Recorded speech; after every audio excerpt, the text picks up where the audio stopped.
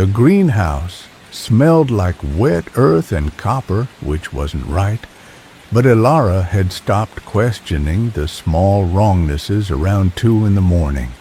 She'd been awake for 36 hours. Her hand shook as she pressed the grafting tape against the stem, sealing the hybrid junction between Epipremnum aureum and a genetically modified variant of spathiphyllum. Stitched together with 6 months of failed trials and one breakthrough she still didn't fully understand. The new plant sat under a grow light, its leaves trembling like something newborn trying to breathe. She stepped back, waited. The plant shivered, not from the fan, not from the ventilation system that rattled every 40 seconds like clockwork.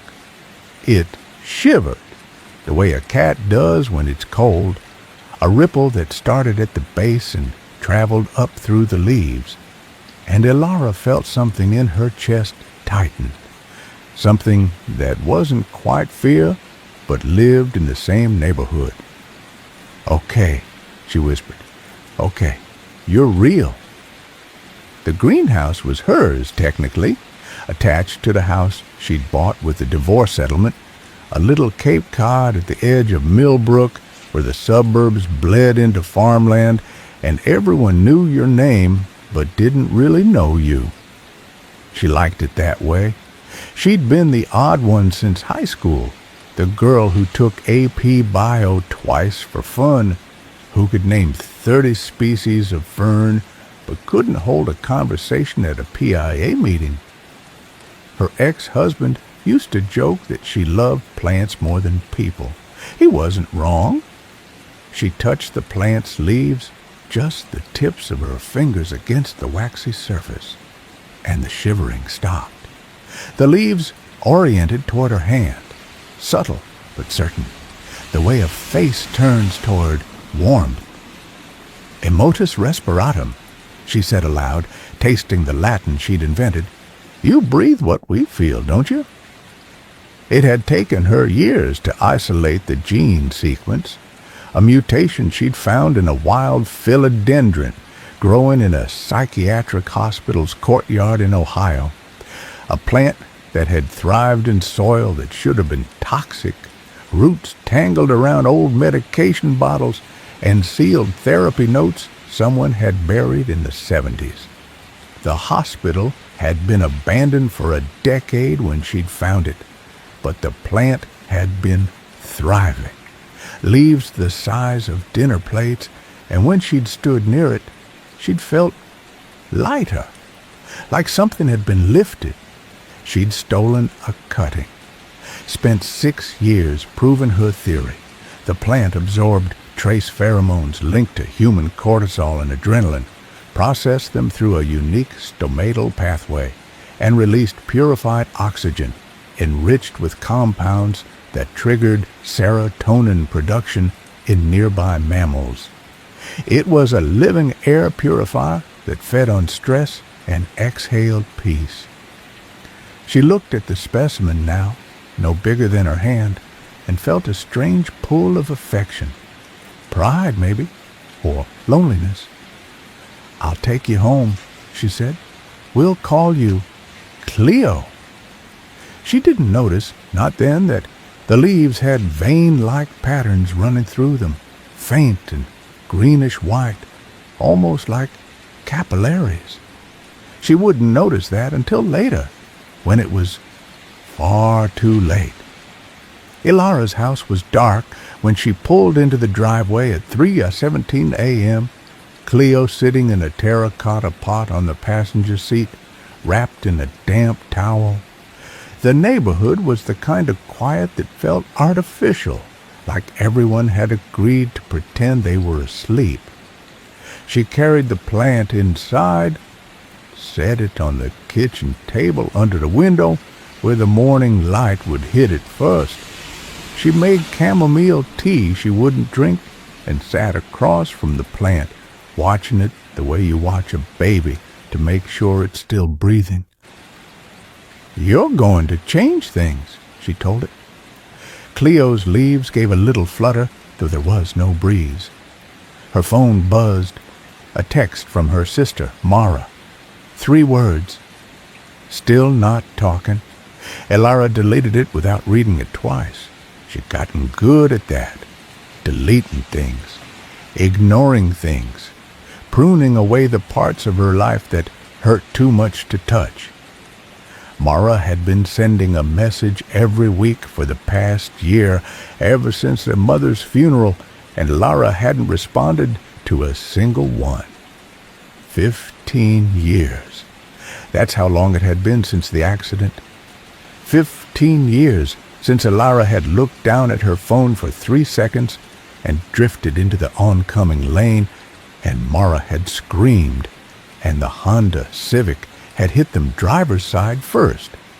And when Elara woke up in the hospital, they told her Mara would never walk again. Elara had left for grad school 2 months later. She hadn't been to a single physical therapy session, hadn't visited, hadn't called.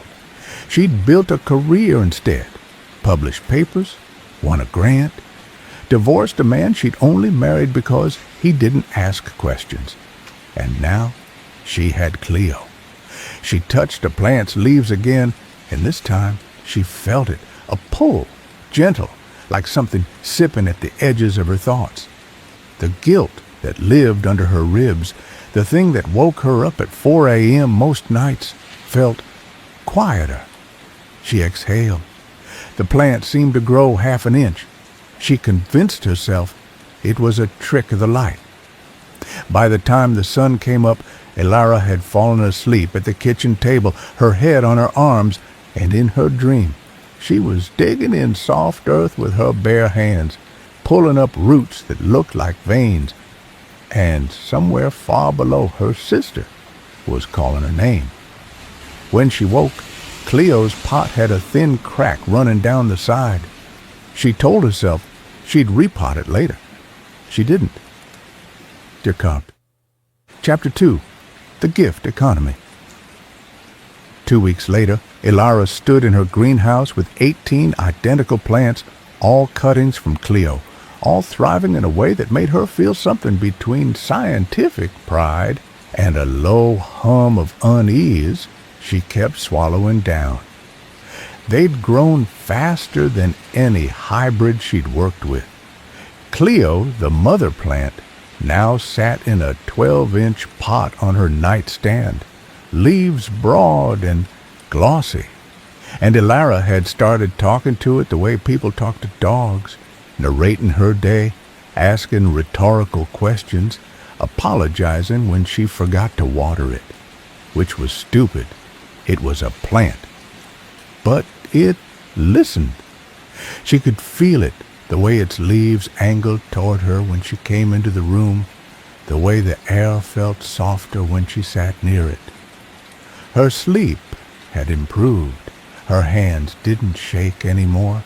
The tightness in her chest, the thing that had lived there since the accident, since Mara, since everything, had dulled to a distant ache instead of a constant scream. So she'd made more. The plan was simple. A small-scale beta test. 10 households, free plants, minimal instructions, check-ins every few days. If the results were consistent, she'd publish, patent the gene sequence, maybe pitch it to a biomed startup. A modus respiratum could be in therapy offices, hospitals, schools. She could do some good. She could fix something. She printed care instruction cards on cream cardstock, handwritten in her careful narrow script, care instructions for a modus respiratum.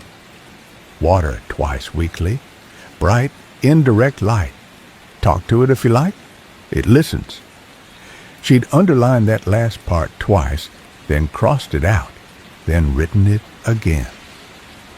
Tom Gallagher lived next door in a duplex with peeling yellow paint and a lawn he mowed every Sunday at 7 a.m., which Elara had always found vaguely aggressive. He was in his early 40s, an accountant with a soft belly and thinning hair, The kind of man who smiled too much and apologized when you bumped into him. She knocked at 9 a.m. on a Saturday. He answered in a bathrobe, looking like he hadn't slept. "Elara, hey, hi. Is everything... Did I do something?" "No," she said. "I have something for you." She held out the plant. It sat in a simple clay pot, leaves a deep, healthy green about 10 inches tall. Tom blinked at it. "It's a plant. It's a hybrid I developed. I'm testing it with a few neighbors. It purifies air, but it's also been shown to reduce stress markers in controlled environments. I thought you might like it." Tom's smile twitched. He'd been on medical leave for 3 months. Everyone knew, though no one said it directly. Panic attacks. His ex-wife had remarried, and he'd stopped sleeping. Elara had heard him pacing at 2 a.m. through the shared wall, muttering to himself, and once she'd heard him crying. "You don't have to," she added, "but I think it'll help." He took the plant carefully, like it might break. "Thank you," he said. His voice cracked a little. "That's really kind. I'll take good care of it." She handed him the instruction card. He read it, then looked up at her with something like hope. "It listens? It's a metaphor," she said. "Sort of." Mrs. Alvarez lived 3 houses down, in a brick ranch with a garden that had gone wild since her husband died. Roses tangled with weeds, the bird feeder was empty, and the mailbox had a permanent tilt. She was 72, wore cardigans in the summer, and baked cookies no one ate. She cried when Elara gave her the plant. "My Eduardo loved plants," she said, clutching the pot to her chest. "He would have loved this." "I think he'd want you to have it," Elara said, which felt too intimate. But Mrs. Alvarez squeezed her hand, and Elara didn't pull away. Jamie Solis was a junior at the community college, 20 years old, living in a basement apartment with blackout curtains and energy drink cans stacked like a small city on the counter. They answered the door in a hoodie, headphones around the neck, eyes red-rimmed. "I don't have rent yet," they said immediately. "I'm not your landlord. I'm Elara. I live down the street. I'm giving away plants." Jamie squinted at her, then at the plant. "Is this a cult thing?" "No, it's a science thing." "Cool, I'll take it." They reached for the pot, and Elara saw the tremble in their hands, the bitten-down nails. Insomnia, probably. Maybe worse. "Take care of it," Elara said. "It'll take care of you." Jamie snorted. "Sure, thanks, plant lady." But when Elara walked away, she glanced back and saw Jamie already setting it on the windowsill, touching the leaves gently, like they weren't sure it was real. By the end of the weekend, she'd distributed all 10 plants. The rest of the households were variations on the same theme. A single dad with 2 kids under 5, a retired teacher with arthritis, a couple in their 30s who fought loud enough for the whole block to hear, a widow who worked night shifts at the hospital, an elderly man whose daughter never visited, and a woman who just moved in and didn't know anyone yet. Elara made a spreadsheet. Names, addresses, plant ID numbers, baseline observations. She'd check in after a week. When she got home, Cleo had grown another 3 inches. She stared at it for a long time, then measured it with a ruler to be sure. The soil was damp. The pot was fine. There was no reason for that kind of growth. She opened her lab notes, cross-referenced the growth hormones she'd isolated in the gene sequence. Nothing explained it. That night, she dreamed she was drowning in soil. It filled her mouth, her lungs, And somewhere far away, she heard her sister's voice, calling her name over and over, and she couldn't answer because her mouth was full of earth. She woke up choking. Her pillowcase had a pale green stain near the corner, faint and powdery, like pollen. She touched it. It smelled like her childhood bedroom, lavender and dust and something sweet she couldn't name. Cleo sat on her nightstand, leaves perfectly still. Elara got up, took a shower, and told herself it was nothing. Chapter 3. The Testimonials. The Millbrook Community Facebook group lit up on a Tuesday afternoon. Elara didn't check it often. She'd only joined because the HOA president made it sound mandatory. But her phone buzzed with 3 notifications in a row, and when she opened the app, the first post was from Tom Gallagher. Tom Gallagher. Just wanted to say thank you to Elara Voss for the amazing plant she gave me last week. I've been sleeping through the night for the first time in months. I don't know what kind of magic this thing has, but I'm a believer. If anyone else got one, you're lucky. 12 comments already. Elara scrolled. Mrs. Alvarez. Mine is wonderful. I feel like Eduardo is near me again. Bless you, dear. Jamie. Solis. Okay, I thought this was weird, but I'm actually acing my exams now. Like my focus is insane. Thai plant lady. Karen Dietrich, the night shift nurse. I've had chronic migraines for 2 years, haven't had one since I put this plant in my bedroom.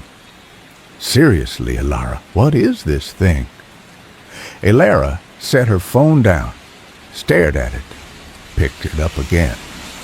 She opened her spreadsheet, added a column, subjective reported benefits, filled it in methodically, one household at a time, cross-referencing the Facebook comments with the texts she'd been getting. Tom, improved sleep, reduced anxiety. Mrs. Alvarez, emotional comfort, possible grief processing. Jamie, increased focus, self-reported mood improvement. Karen, migraine reduction. The results are consistent, too consistent. She walked to her bedroom, where Cleo sat in a 14-inch pot now, because she'd repotted it 2 days ago after the roots had started pushing through the drainage holes. It was taller than her bedside lamp. The leaves were the size of her hand, waxy and dark, and the vein patterns, the vein patterns were more pronounced now, pale green lines that looked almost deliberate, like something carved. She touched one. It was warm. "What are you?" she whispered. The plant didn't answer, but the air in the room shifted just a little, like something had exhaled. She spent the next 3 days in the greenhouse, running tests. She took leaf samples from Cleo and 2 of the cuttings she kept for herself. Under the microscope, the cells looked normal at first glance. Standard plant cell structure, chloroplasts, cell walls. But when she increased magnification, she saw something that made her breath catch. The cells were moving, not passively the way plant cells shift during osmosis. They were contracting and expanding, rhythmic, almost like muscle tissue. She watched for 20 minutes, timing it, 37 beats per minute, a human resting heart rate. She called Dr. Yevgeny Petrov, her old thesis advisor at Cornell, now semi-retired and growing heirloom tomatoes in Vermont. "Elara," he said, his accent still thick, "you only call when you've done something illegal or impossible. Which is it? I need you to look at something." She sent him the video files, the gene sequences, the growth data. He called back 6 hours later. "Where did you find this?" "I made it." A long pause. "You're certain?" "I grafted it myself." I have the logs. Elara. His voice was quieter now. This mutation you isolated, the one from the hospital plant, it shouldn't be stable. These pheromone receptors, they're expressing something I've never seen. It's almost like neural tissue. Plants don't have neural tissue. I know. But look at the protein folding in the stomata. It's mimicking a synapse. If I didn't know better, I'd say this plant is learning. She hung up before he could ask more questions. That night, she couldn't sleep. She lay in bed, staring at Cleo, which now reached almost to her shoulder, when she sat up. The pot had new cracks, hairline fractures, spider webbing up the sides. She'd need to repot it again soon. Maybe a bigger pot. Maybe a planter. Maybe... She heard it then, breathing, soft, rhythmic, not hers. She held her breath to be sure. The sound continued, a gentle in, out, like someone sleeping next to her. She turned on the light. Cleo's leaves were rising and falling just slightly, in time with the breathing. Elara got out of bed, walked to the plant, and put her hand near the base of the stem. She felt it, a pulse, faint but unmistakable, traveling up through the stalk. Okay, she said aloud. Okay, this is normal. You're absorbing CO2, releasing oxygen. It's just a gas exchange. The breathing stopped. She waited. It started again, slower now, matching her own. She pulled her hand back. On Friday, she drove to each of the 10 households to check in. Most of them invited her inside, eager to show her how well the plants were doing. Tom's had grown to almost 2 feet, thick and lush, dominating his small kitchen table. He looked better, shaved, dressed, smiling, in a way that didn't seem forced.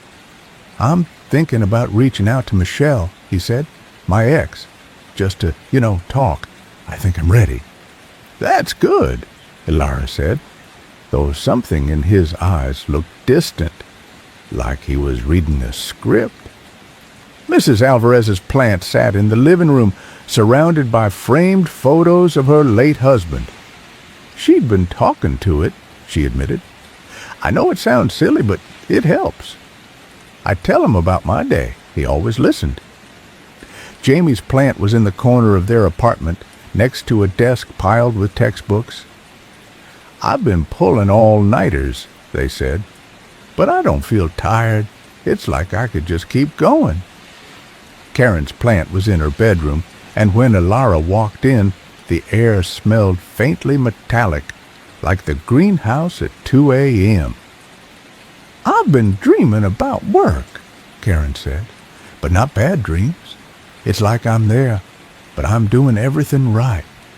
I wake up and feel like I already finished a shift. Elara wrote everything down, but her hands were shaking again. When she got home, Cleo had pulled itself partially out of the pot. Roots had broken through the clay, thick and pale, spreading across the surface of her nightstand like fingers. She tried to push them back, but they were too strong. She grabbed the pot to move it, and the roots wrapped around her wrist, just for a second, cold and dry and tight, and she felt something sharp and bright lance through her chest. Guilt, raw and huge, the same guilt that woke her up every night, the same guilt that had her sister's name carved into it. She dropped the pot. The roots let go. She stood there, breathing hard, staring at the plant, and for the first time she was afraid of what she'd made. The vein patterns on the leaves looked exactly like the veins on her wrist. Exactly. She took a photo, compared them side by side. They matched. Chapter 4. The First Fracture. Tom stopped answering her texts on Sunday. She'd sent 3, a check-in, a follow-up, and a slightly anxious, Hey, just want to make sure the plant is doing okay. Let me know when you can. Nothing. By Tuesday, she walked over and knocked on his door. No answer. His car was in the driveway, and through the window she could see the flicker of a TV. She knocked again, louder this time, and finally the door opened. Tom looked like hell. His eyes were sunken, his skin pale and waxy, and he'd lost weight, enough that his T-shirt hung loose on his frame. The smell hit her immediately. Wet earth, thick and cloying, with something else underneath, something sour. "Hey," he said. His voice was flat. "What do you need?" "I just wanted to check in. You didn't respond to my messages. I've been busy. Can I come in?" He hesitated, then stepped aside. The apartment was dim, curtains drawn, and the plant. God, the plant was massive. It had been 2 feet tall 5 days ago. Now it was closer to 4, the stalk thick as a sapling, leaves the size of dinner plates, and the pot was completely shattered, roots spreading across the floor like a net, anchoring into the hardwood. "Tom," she said slowly, "when did it get this big?" "I don't know. Does it matter?" "Yes, it matters. This isn't normal growth. I need to take a sample." "No." She turned to him. He was standing between her and the plant now, arms crossed, and there was something in his eyes she didn't recognize, something hard. "Tom, I created this plant. I need to understand what's happening." "It's mine," he said. "You gave it to me. I'm taking care of it. It's helping me." "How is it helping you?" He smiled, thin and strange. "I'm going to see Michelle tomorrow. I'm going to tell her what I should have said a long time ago. She never believed in me. She never thought I was good enough. But I am. And I'll show her." "Tom, that doesn't sound—" "You should go. I'm worried about you." "You shouldn't be." He opened the door, gestured for her to leave. "I'm fine. Better than fine. I'm awake now." She wanted to argue, to push past him and cut a sample, to call someone, but his hand was on the door, and there was a finality in the way he stood there, and she realized with a cold, creeping certainty that if she didn't leave, he'd make her. She left. That night, she couldn't stop thinking about the way Tom had looked at the plant, like it was the only thing in the room that mattered, like it didn't matter, not really, just the plant. She sat on her bed, staring at Cleo, which had grown again. The pot was too small now, roots spilling over the sides, and she knew she should move it, should do something. But she was so tired. She touched the leaves just to feel them, and the guilt hit her again, sharp and immediate, but this time it came with something else, a whisper, low and soft, not quite words, more like the shape of a voice, and it said her sister's name. Mara. She jerked her hand back. The room was silent. She waited. Nothing. "I'm losing my mind," she said aloud. The plant didn't respond, but she swore. It leaned toward her just a little. She tried to repot Cleo on Wednesday. She had a new planter, 18 inches across, fresh soil, everything she needed. She knelt on the floor, carefully tilted the pot and started working the roots free. They didn't want to come. They were tangled around themselves, thick and pale and almost fibrous, and when she pulled, they pulled back, gripping the ceramic shards like fingers. She tugged harder, and one of the roots snapped, and clear sap oozed out, thick and viscous. It smelled like her childhood bedroom again, lavender and dust and something else, something she recognized but couldn't name, something that made her stomach turn. She touched the sap without thinking, and the moment it made contact with her skin, the guilt surged up, huge and suffocating, and she saw it, clear as daylight. The car, the rain, her phone in her hand, Mara screaming, the headlights, the impact. She gasped, stumbled back, and the root she'd been holding slithered back into the pot like a snake retreating. She sat there on the floor, shaking, staring at the plant. "What the hell are you?" she whispered. The plant didn't answer, but the vein patterns on the leaves seemed darker now, more pronounced, and she realized with a sick, lurching certainty that they weren't just similar to her veins. They were her veins. Every branch, every fork, every capillary. It had mapped her. She didn't sleep that night.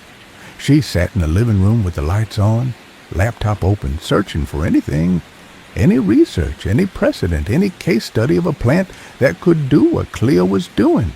She found nothing. At 3 a.m., she heard it again. The breathing. It was coming from her bedroom. She walked to the doorway, stood there in the dark, and listened. In, out, in, out. Slow, steady, deliberate. She turned on the light. Cleo's roots had spread across the nightstand, down the side, and onto the floor. They were reaching toward the bed, thin tendrils curling around the legs, and the breathing, God, the breathing, was coming from the plant itself, leaves rising and falling in time with something she couldn't see. She grabbed her phone, started to call Dr. Petrov, then stopped. What would she even say? "The plant I made is breathing and stealing my memories." She'd sound insane. Maybe she was insane. She put the phone down, walked to the plant, and knelt in front of it. The roots were cold under her fingers, dry and smooth, and when she touched the main stalk, she felt it again. The pulse, steady, strong, alive. "What do you want?" she whispered.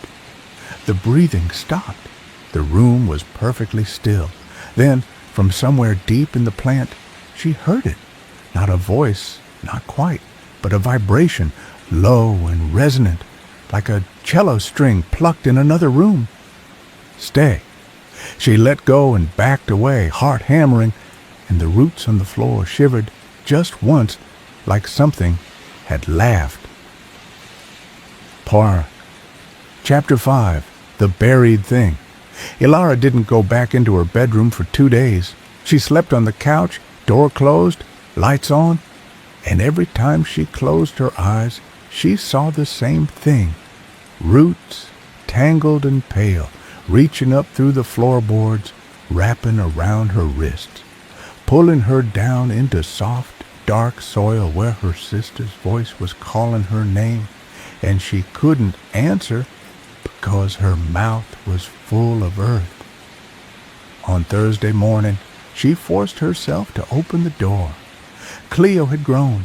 It was taller than her now, the stalk thick as her forearm, and the roots had spread across half the floor, a pale, fibrous web that pulsed faintly in the early light. The nightstand had tipped over.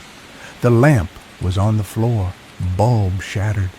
The air smelled like wet leaves and something metallic, and when Ilara stepped inside, she felt it immediately, a pressure in her chest, like someone had pressed their palm flat against her sternum and pushed. The plant turned toward her, not metaphorically, not subtly. The leaves reoriented, the stalk shifted, and the whole mass of it leaned in her direction like a face-tracking movement. She should have been terrified. She was terrified, but underneath that, buried deep, was something else. Recognition. It knew her, and she knew it. She needed to understand what she'd done, not what the plant was doing now. That was obvious, horrifying, undeniable. But why? What had she unleashed? when she grafted that hospital cutting 6 years ago? She drove to the university library, pulled every journal article she'd cited in her thesis, and started reading.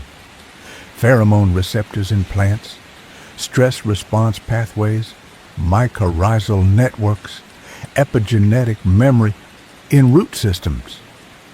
She found a paper she'd skimmed in grad school, a fringe study from the 70s about plants in psychiatric wards showing abnormal growth patterns, published in a journal that had folded after 3 issues.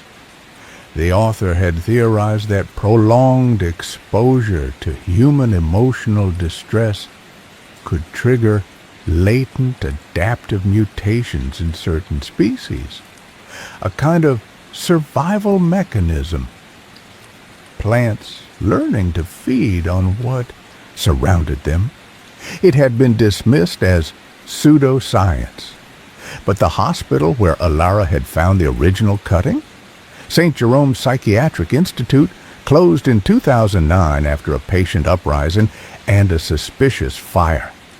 It had housed some of the most severe cases in Ohio: violent psychosis, treatment-resistant depression, people so broken the state had locked them away and forgotten about them, and the plant she'd stolen had been growing there for 40 years, feeding on their fear, their rage, their despair, learning.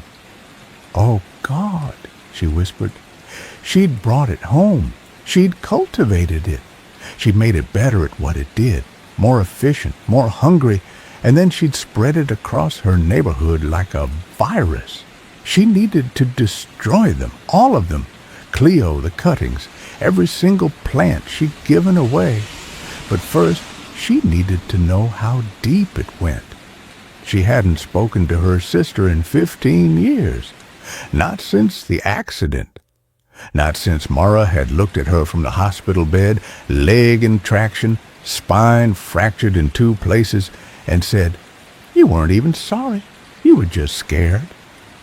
And Alara had been scared, terrified of what she'd done, of the guilt that was already calcifying in her chest, of the fact that she couldn't undo it, couldn't fix it, couldn't make Mara whole again. So she'd left. Grad school had been an escape. The plants had been an escape. Every paper she published, every grant she won, every cutting she grafted, it had all been an elaborate way of not thinking about the fact that she'd stolen her sister's legs and walked away. And now Cleo knew. She didn't know how it knew, but it did. It had reached inside her, found the rawest, ugliest thing she carried, and it was feeding on it, growing fat and strong on 15 years of unprocessed guilt. And it wasn't going to stop. That night, she sat at her kitchen table with a notepad and wrote down everything she knew. 1. The plants absorb human emotional pheromones, cortisol, adrenaline, oxytocin, etc. 2. They process these compounds and release calming agents, serotonin analogs, dopamine precursors. 3. Growth rate increases in proportion to emotional intensity. Stress drives faster growth. 4. They exhibit adaptive behavior, moving toward hosts, synchronizing breathing, possibly learning. Placard. They have begun to physically map their hosts. Vein patterns on Cleo match mine exactly. 6. They may be capable of memory extraction or emotional resonance. I see Mara when I touch Cleo's roots. She underlined the last point twice, then crossed it out, then wrote it again. She thought about Tom, gaunt and hollow-eyed, talking about his ex-wife like she was the only thing in the world that mattered. She thought about Mrs. Alvarez telling the plant about her day as if her dead husband could hear. She thought about Jamie, staying awake for days, acing exams they probably didn't need to take. The plants weren't helping them. They were using them, feeding on their worst fears, their deepest shames, their unhealed wounds, and giving just enough relief to keep them coming back for more, like an addiction, like a parasite. She grabbed her phone, started typing a message to the group chat she'd made for the beta testers. "We need to talk about the plants. Please don't." She stopped. What would she even say? "Hey, everyone. The magic stress relief plant I gave you is actually a sentient, emotional vampire that's learning to mimic your veins and might be stealing your memories. My bad." They'd think she was insane. Worse, they wouldn't care. She'd seen the way Tom looked at his plant, the way Mrs. Alvarez cradled hers, the way Jamie touched the leaves like they were precious. They loved them, and the plants knew it. She walked into her bedroom at midnight, stood in front of Cleo and stared at it for a long time. "I made you," she said quietly. "I can unmake you." The plant didn't move, but the air shifted, and she felt it again. That pressure in her chest, heavier now, like something was sitting on her ribs. She grabbed a pair of pruning shears from the kitchen, came back, and reached for the lowest branch. The moment the blades touched the stem, the roots surged. They came up fast, whipping around her ankles, her calves cold and strong, and she stumbled, fell, and the shears clattered to the floor. The roots climbed her legs, her waist, her arms, and she felt them sink, not into her skin, not yet, but through it, into something deeper, some part of her she didn't have a name for, and the guilt came flooding in, a tidal wave, and she saw it all. The accident, the rain, Mara's face, the months after, the silence, the running, the years she'd spent building a life that looked whole but was just a hollow shell she'd crawled into to hide from the fact that she'd never ever said, "I'm sorry." She screamed. The roots let go. She scrambled back, gasping, and Cleo stood there, perfectly still, leaves trembling just slightly. She understood now. The plant didn't just feed on emotion.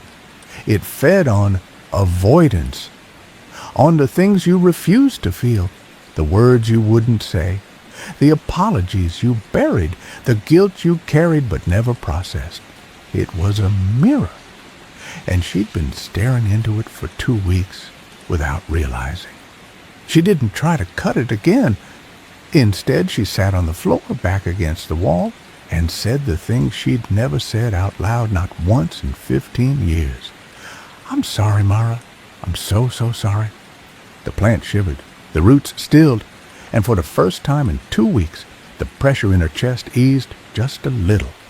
But Cleo kept growing, because sorry wasn't enough. Not yet. Chapter 6. The Rot Spread. Elara woke on Friday to 17 missed calls. 3 from Mrs. Alvarez, 4 from Tom, 6 from numbers she didn't recognize. The rest from Jamie, each one 30 seconds long, and when she listened to the last voicemail, Jamie's voice was thin and breathless. "Elara, hey, it's Jamie. I don't know if this is normal, but my plant is like really big now, and I haven't slept in 4 days, and I keep thinking about my mom, and I don't know, can you just call me back, please?" She sat up, checked the time. 6:43 a.m. She called Jamie first. No answer. She tried Tom. Voicemail. Mrs. Alvarez picked up on the first ring. "Elara?" Her voice was shaking. "Something happened. You need to come. Please." "What happened?" "Eduardo's grave. Someone dug it up." Elara's stomach dropped. "What?" "Not all the way, just the soil on top, like they were looking for something. There's dirt everywhere. The groundskeeper called the police, but I know it wasn't." She stopped, took a breath. I think it was me, Mrs. Alvarez. I don't remember doing it, but I woke up this morning with dirt under my nails, and my shoes were by the door, and they were covered in mud, and Her voice broke. I think I went there in the middle of the night. I think I was trying to see him. Elara closed her eyes. Where's your plant? A pause. In the living room. Why? Is it bigger than it was yesterday? Another pause, longer this time. Yes, a lot bigger. How did you know? I'm coming over. Don't touch it. Don't go near it. Just wait for me. She hung up before Mrs. Alvarez could ask why. She drove to Mrs. Alvarez's house first, breaking the speed limit by 15 miles per hour, hands white-knuckled on the wheel. The neighborhood looked normal. Morning joggers, a kid riding a bike, someone walking a dog. But Elara felt like she was seeing it through glass, distant and unreal. Mrs. Alvarez answered the door in the same clothes she'd worn yesterday, eyes red-rimmed, hair uncombed. Show me, Elara said. They walked to the living room. The plant was 6 feet tall. It had been 18 inches a week ago. Now it dominated the space, the stalk thick and gnarled, roots breaking through the pot and spreading across the hardwood floor like veins under skin.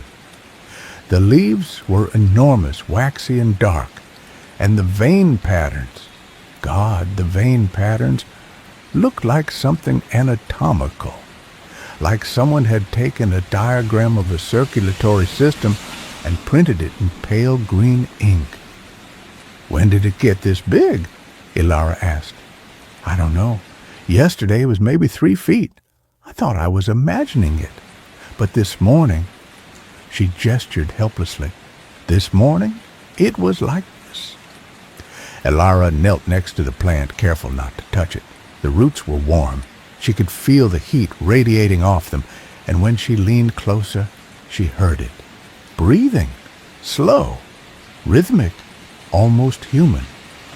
Mrs. Alvarez, she said quietly, have you been talking to it about Eduardo? The older woman nodded.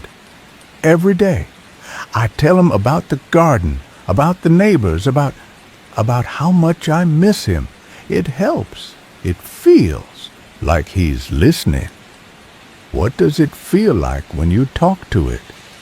Like, she hesitated, like something is lifting off me, like I'm lighter. Elara stood, turned to face her. I need to take this plant.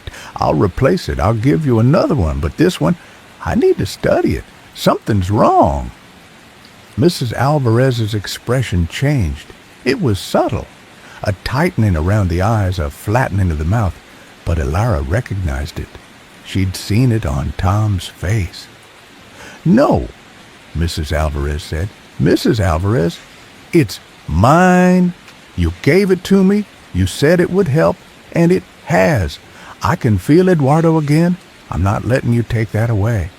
It's not Eduardo. You don't know that. I do. I made this plant. I know what it's doing. It's not bringing him back. It's feeding on your grief. Mrs. Alvarez stepped between Elara and the plant, arms crossed. She was a small woman, 72 years old, but in that moment she looked immovable. Get out, she said. Mrs. Alvarez, get out. Elara left. Tom didn't answer his door. She knocked for 5 minutes, then walked around to the back, peered through the window. The plant had consumed half the living room. It was massive, roots everywhere.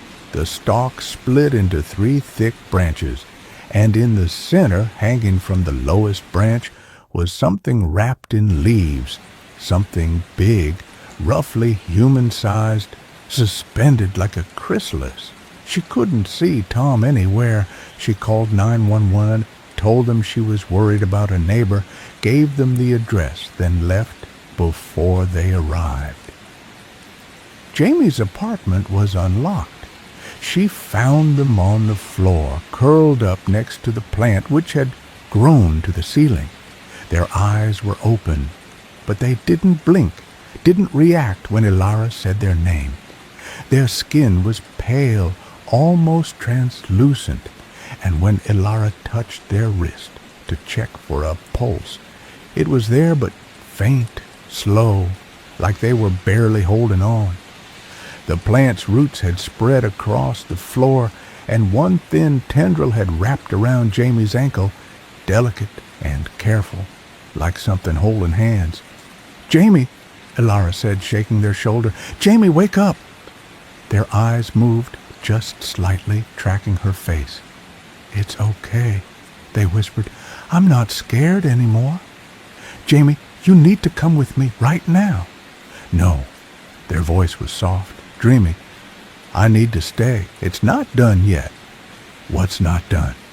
"Helping me. It's helping me." Elara tried to pull them up, but Jamie went limp, dead weight, and the root around their ankle tightened. Just a fraction. A warning. She let go. By noon, she'd checked on all 10 households. 3 wouldn't let her inside. 2 didn't answer the door. The rest showed her plants that had grown beyond anything natural, beyond anything possible, and owners who looked at those plants the way people look at gods. She drove home, hands shaking, and sat in her car for 20 minutes before she could make herself go inside. Cleo had split the pot completely. Roots covered the entire bedroom floor now, climbing the walls, reaching toward the ceiling, and the plant itself was enormous, a twisted, woody mass of branches and leaves, and when Elara stepped into the room, it turned toward her, all of it, every leaf, every branch, and she felt it immediately. The pull. "Come closer. Stay. Let me help." "No," she said aloud. The roots shivered. She grabbed her laptop, opened her email, and started typing a message to Dr. Petrov. But halfway through, she stopped. What was she going to say? What could anyone do? She deleted the draft. She couldn't destroy the plants. She'd tried. She couldn't convince people to give them up. They wouldn't. And she couldn't just leave because this was her fault, her responsibility. Her phone buzzed. A text from a number she hadn't seen in 15 years. "Elara, there's a package at my door. It's a plant. Did you send this?" Mara. Someone had sent Mara a plant. Elara's blood went cold. She looked at Cleo, and in the dim light of her bedroom, she swore the leaves rustled like something laughing. Chapter 7. The Whisper Network. Elara drove through the night with the kind of focus that comes from pure fear. 3 hours to Mara's house. 3 hours to figure out what she was going to say to the sister she hadn't spoken to in 15 years. The sister whose legs she'd taken, whose life she'd derailed, whose forgiveness she'd never asked for because asking meant admitting what she'd done, and admitting it meant living with it. And living with it was the one thing Elara had spent her entire adult life learning not to do. The highway was empty, just her and the broken white lines, and the voice in her head that sounded like Mara at 17, screaming, "Why weren't you paying attention?" She tried calling. No answer. She tried again. Voicemail. She texted, "Don't open it. Don't bring it inside. I'm coming. Please." Delivered, not read. At 2 a.m., she pulled into a rest stop, bought burned coffee from a vending machine, and sat in her car with the engine running, trying to think. Who had sent Mara the plant? She'd only made 10 cuttings. She'd given them all away. Unless one of the recipients had propagated their own, passed it along, shared the miracle. unless it was spreading beyond her control, beyond her neighborhood, beyond anything she could track or stop, or unless the plants had figured out how to send themselves. No, that was insane. Plants didn't have agency, didn't have intent, except Cleo did, didn't it? Cleo had grown toward her, matched her breathing, mapped her veins, whispered her sister's name in a voice made of cellulose and sap. Cleo knew things it shouldn't know. What if they were all connected? What if every cutting, every plant she'd grown from Cleo's cells was part of the same organism, the same mind, learning and adapting and spreading? She thought about Tom's apartment, the thing hanging in the branches. She thought about Jamie on the floor, eyes open but not seeing, roots wrapped around their ankle like a tether. She thought about Mrs. Alvarez digging up her husband's grave in the middle of the night. Dirt under her nails, no memory of doing it. The plants weren't just feeding anymore, they were taking over. She threw the coffee away, got back on the highway, and drove faster. Mara's house was a small ranch style in a subdivision outside Dayton, the kind of place with ramps instead of stairs and doorways wide enough for a wheelchair. Lara had never been here. She looked it up once on Google Maps back when she was drunk and guilty and convinced she was going to drive over and apologize, but she'd never made it past the satellite view. Now she stood on the porch at 5:17 a.m., finger hovering over the doorbell, heart hammering. The package was on the doorstep. It was small, wrapped in brown paper, no return address. Elara picked it up, shook it gently. She heard soil shift, felt something inside press against the cardboard like a hand pushing back. She tore it open. Inside was a cutting, maybe 6 inches tall, planted in a cheap plastic pot. The leaves were dark green, waxy, unmistakable. Emotus respiratum. But it wasn't one of hers. The stem was thicker, older, and the vein patterns were different, more complex, more deliberate, like someone had drawn them by hand. It had been grown for Mara, customized. Elara's hand shook. She set the pot down, rang the doorbell, and waited. No answer. She rang again, then knocked. Mara, it's Elara. Please, I need to talk to you. Nothing. She tried the door. Locked. She walked around to the back, found the sliding glass door, peered inside. The living room was dark, but she could see enough. The furniture, the framed photos on the wall, the wheelchair in the corner, and on the kitchen table, another plant, bigger, already potted, leaves the size of her hand. No, Elara whispered. She pulled on the sliding door. It opened. Mara hadn't locked it. She stepped inside, moving quickly through the kitchen, the hallway, toward the bedrooms. Mara? Are you here? The first bedroom was empty. The second, Mara was asleep. Or she looked like she was asleep. She was lying on her back in bed, blankets pulled up to her chin, eyes closed, and next to her on the nightstand was the plant from the kitchen table, bigger now, taller, roots spilling over the sides of the pot and spreading across the wood. Elara walked closer. Mara's breathing was slow, too slow, and her skin had that same translucent quality Jamie's had, like something was fading her from the inside out. Mara. She shook her sister's shoulder. Mara, wake up! Mara's eyes opened. For a moment, she didn't seem to recognize Elara. Then she smiled, soft and dreamy. Elara, she said, you came. Of course I came. Mara, you need to get up right now. We need to... get you out of here. Why? Because the plant is dangerous. It's not what you think. I made a mistake and I need to fix it and I need you to... It's helping me, Mara said. Her voice was calm, unnervingly calm. I was so angry for so long at you, at everything, and now I'm not. I feel light.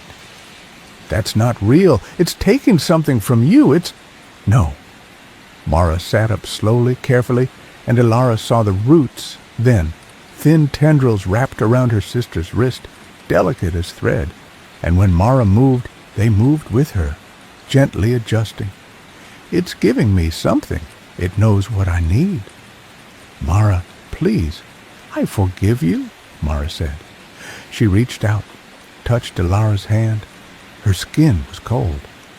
I forgive you for the accident, for leaving, for all of it. I'm not angry anymore. Elara's throat tightened. She'd wanted to hear those words for 15 years. She'd imagined them, dreamed them, rehearsed her response 1,000 times. But this wasn't real. This was the plant, feeding on Mara's rage, swallowing it whole, giving her peace in exchange for something Elara couldn't see yet, but knew was vital. You don't mean that, Elara said. I do. The plant is making you say it. Mara smiled again, that same soft, empty smile. Does it matter? If I feel it, if I believe it, isn't that the same thing? Elara looked at the plant, then back at her sister.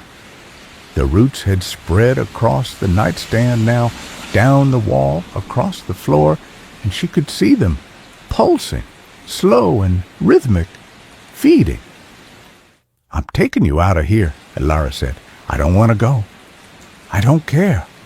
She tried to pull Mara up, but the roots tightened, holding her in place, and Mara didn't resist, didn't fight, didn't argue.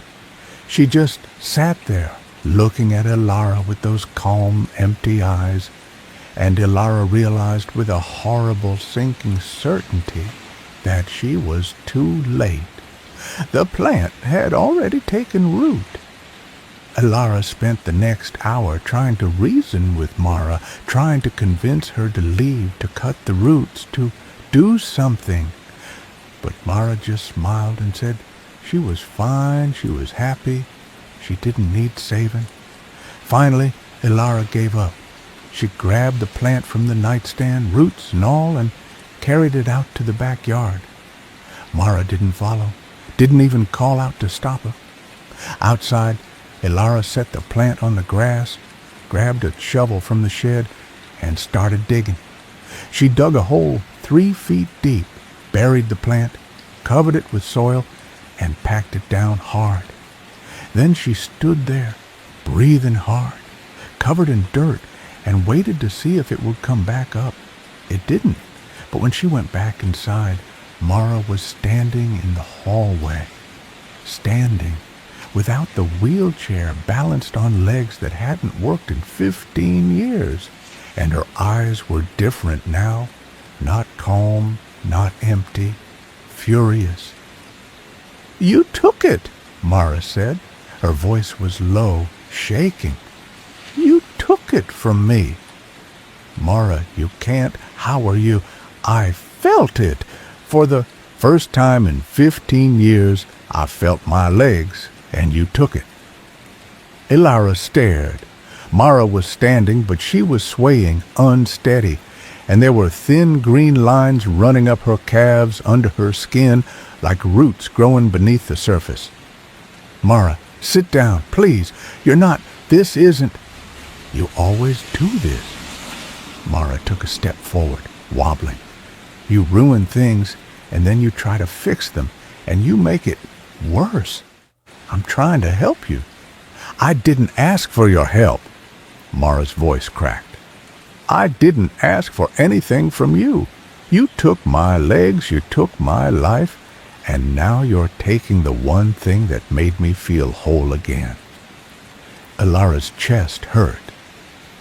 The plant didn't make you whole. It was using you. It was... I don't care. Mara collapsed, legs given out, and Ilara caught her before she hit the floor. Mara was crying now, shaking, and the green lines on her legs were fading, sinking back under the skin. "I don't care. I just wanted to stop hurting." Ilara held her sister, and for the first time in 15 years, she said the things she should have said in the hospital, the things she should have said every day since. "I'm sorry. I'm so sorry. And I know that doesn't fix it. I know it doesn't make it better. But I'm here now, and I'm not leaving." Mara sobbed into her shoulder, and Ilara held her, and outside, in the backyard, the soil over the buried plant began to shift. They talked until the sun came up. Mara told her about the years after the accident, the surgeries, the physical therapy that didn't work, the friends who stopped visiting, the depression that came in waves and never fully left. She told her about the wheelchair, about learning to live in a body that didn't do what she asked it to, about the anger that had calcified into something hard and permanent. And Ilara told her about the running, about grad school, about the plants, about the marriage that was really just a hiding place, about the nights she couldn't sleep because she kept seeing the headlights, kept hearing Mara scream. They didn't fix anything. You can't fix 15 years in one conversation. But it was a start. And when Mara finally asked, "What are we going to do about the plants?" Ilara had an answer. "We're going to stop them." "How?" "I don't know yet, but we're going to figure it out. Together." Mara nodded. Then she looked out the window toward the backyard. "Ilara?" "Yeah? The soil is moving?" Ilara stood, walked to the window, and saw it. The mound of dirt where she'd buried the plant was shifting, rising, like something underneath was pushing its way up. They watched as a single green shoot broke through the surface, thin and pale and trembling. It grew 6 inches in 6 seconds. Mara whispered, "I think it's angry." Ilara grabbed her car keys. "We need to go. Now." Chapter 8. The Calling. They drove back to Millbrook in silence, Mara in the passenger seat, her wheelchair folded in the trunk, and Ilara gripping the steering wheel so hard her knuckles went white. The sun was up now, pale and cold, and the highway stretched out ahead of them like a scar. Ilara kept checking the rearview mirror, half expecting to see something green and impossible crawling after them. But there was nothing. Just asphalt and guardrails and the hum of the engine. Mara spoke first. "How many did you give away?" 10. 10 households. "And they're all like mine? Growing that fast?" "Faster. Some of them are—" Ilara stopped, trying to find the right words. "Some of them have done things to their owners, wrapped around them, changed them. I don't know what they're becoming, but they're not just plants anymore." Mara was quiet for a moment. Then, "You think they're connected, don't you? All of them. One big organism." "Yeah, I do. So if we destroy one, they'll all know." Ilara glanced at her sister. "They'll fight back." "Good," Mara said. "Let them." They got to Ilara's house just before noon. The neighborhood looked normal, too normal, like a movie set where everyone was pretending things were fine. A couple walking their dog, kids playing in the yard, someone mowing their lawn. But Ilara could feel it, the wrongness humming under the surface, and when she looked at the houses where she'd delivered the plants, she saw the curtains drawn, the doors closed, the stillness that comes when something is holding its breath. "Stay in the car," Ilara said. "No, Mara, I'm not waiting in the car while you go in there alone. I'm coming with you. Elara wanted to argue, but there wasn't time, and honestly, she was relieved not to face it by herself. They went inside together, Mara using her wheelchair, and the moment they crossed the threshold, Elara smelled it. Wet earth and something sweeter, cloying like rotten flowers. Cleo had taken over the bedroom completely. The plant was everywhere, roots climbing the walls, spreading across the ceiling, wrapping around a door frame like muscle. The stalk had split into dozens of branches, thick and woody, and the leaves were huge, some of them the size of trash can lids, and every single one had vein patterns etched into the surface. Patterns that matched Elara's veins, Mara's veins, Tom's, Mrs. Alvarez's, Jamie's, all of them. A map of everyone the plant had touched. Jesus Christ, Mara whispered. Elara stepped closer, careful not to touch anything. The roots pulsed gently, rhythmic, and she could hear it now, not just breathing, but something else. A hum, low and resonant, like a voice singing in a language she almost understood. And then, from somewhere deep inside the plant, she heard it clearly. Stay. Not a whisper, not a suggestion, a command. The roots shifted, reaching toward her, and Elara stumbled back, pulling Mara with her. We need to burn it, Mara said. I tried. It doesn't burn.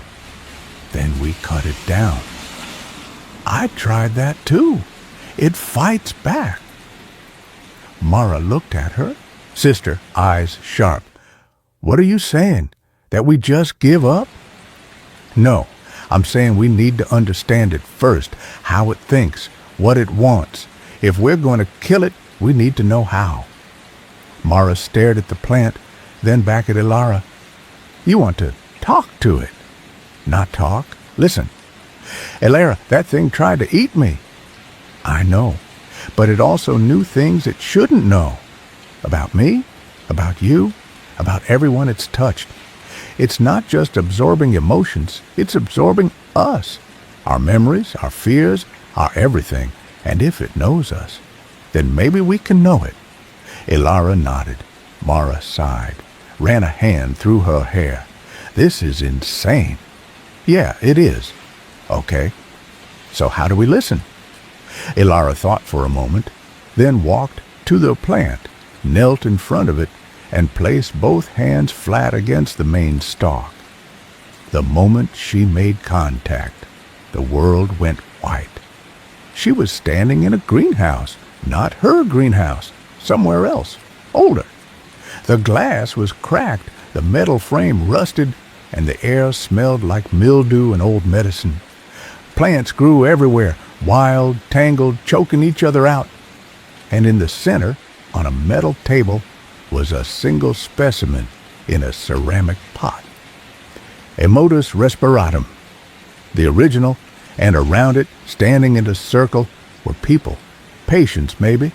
They were thin, hollow-eyed, dressed in hospital gowns, and they were all touching the plant, hands pressed against the leaves, and the plant was glowing, faint and green, and Elara could feel it, the pull, the hunger, the need. It was feeding on them, not just their fear, their selves. Everything they were, everything they'd been, the plant was drinking it down, storing it, learning from it. And then the scene shifted. She was in a hospital room. A woman was lying in bed, catatonic, eyes open, but not seeing. And next to her, on the nightstand, was a cutting of the plant. It had grown into her IV line, roots threading through the plastic tubing, feeding directly into her veins. And the woman was smiling, serene, while something inside her, something vital, drained away. The scene shifted again. A man in a basement surrounded by plants, all of them enormous, all of them wrapped around him, holding him upright, and he was whispering to them, telling them secrets, confessing things, and the plants were listening, absorbing every word, and his face was changing, smoothing out, the lines of age and worry disappearing, until he looked almost blank, like a mask. Shift, a child's bedroom, a small pot on the windowsill, the child asleep, and the roots creeping across the floor, climbing onto the bed, wrapping around small wrists, small ankles, and the child was dreaming. Elara could see it somehow, a swirl of color and shape. And the plant was there too, inside the dream, learning what it meant to be young, to be scared, to be loved. Shift, her own face, staring back at her. But wrong. The eyes were too wide, the smile too smooth, and behind her, reflection in the glass. Something was growing, branches, leaves, roots, replacing her piece by piece, cell by cell, until there was nothing left but the shape of her, hollow and green. "Elara!" Mara's voice, distant and sharp. Elara gasped, jerked her hands away, and she was back in her bedroom, on the floor, Mara shaking her shoulder. "What happened?" Mara demanded. You were gone. You weren't responding." Elara's hands were shaking. It showed me everything." "What did it show you?" "Where it came from, what it wants." She looked up at Cleo, at the massive, impossible thing it had become. "It doesn't want to kill us, it wants to become us." "What does that mean?" "It's evolving, learning. Every person it touches, it absorbs a piece of them, their memories, their emotions, their identity, and it uses that to grow stronger, smarter, more human. It's not a plant anymore. It's becoming something else, something that knows how to be us better than we do." Mara stared at the plant, then at her sister. "Then we really need to destroy it." "We can't. Not yet. If we destroy this one, the others will know. They'll adapt. They'll protect themselves. We need to destroy them all at once." "How?" Elara stood, walked to her laptop, pulled up the spreadsheet with the addresses of every household she'd visited. "We need to go to each one, tonight, all of them, and we need to do it together." Mara looked at the list, then at Elara. "You really think we can do this? Just the two of us?" "No," Elara said, "but I don't know who else to ask. Everyone who has a plant is already too far gone. And if we wait, if we give it more time—" She didn't finish the sentence. She didn't have to. Mara nodded. "Okay, let's do it." They spent the rest of the day planning. Elara made a list of supplies: pruning shears, saws, garbage bags, lighter fluid, matches. Mara mapped the fastest route through the neighborhood, marking each house, each stop. They didn't talk about what they'd do if the plants fought back. They didn't talk about what would happen if they failed. At 6 p.m., Elara's phone buzzed, a text from a number she didn't recognize. "You can't stop us. We're already blooming." She showed Mara. Mara's face went pale. "Who sent that?" "I don't know." "Another text? Check your group chat." Elara opened the beta test group chat, the one she'd made for the 10 households. It was full of messages. "Tom, best sleep of my life last night. Anyone else feel like they're finally awake?" "Mrs. Alvarez, I saw Eduardo in my dream. He told me I don't need to be sad anymore." "Jamie, I aced all my finals without studying. It's like I just knew the answers." "Karen, my migraines are gone, completely gone. I've never felt this good." And then at the bottom, a message from a name Elara didn't recognize. "We're all connected now. Thank you for bringing us together. The message had been sent from Tom's phone. But it wasn't Tom. Elara looked at Mara. We need to go. Now. Chapter 9. The Reflection. They started with Tom's house because it was closest, and because Elara kept thinking about that thing she'd seen hanging in the branches, the human-shaped pod, the shell breathing shallowly in the dim light of his apartment.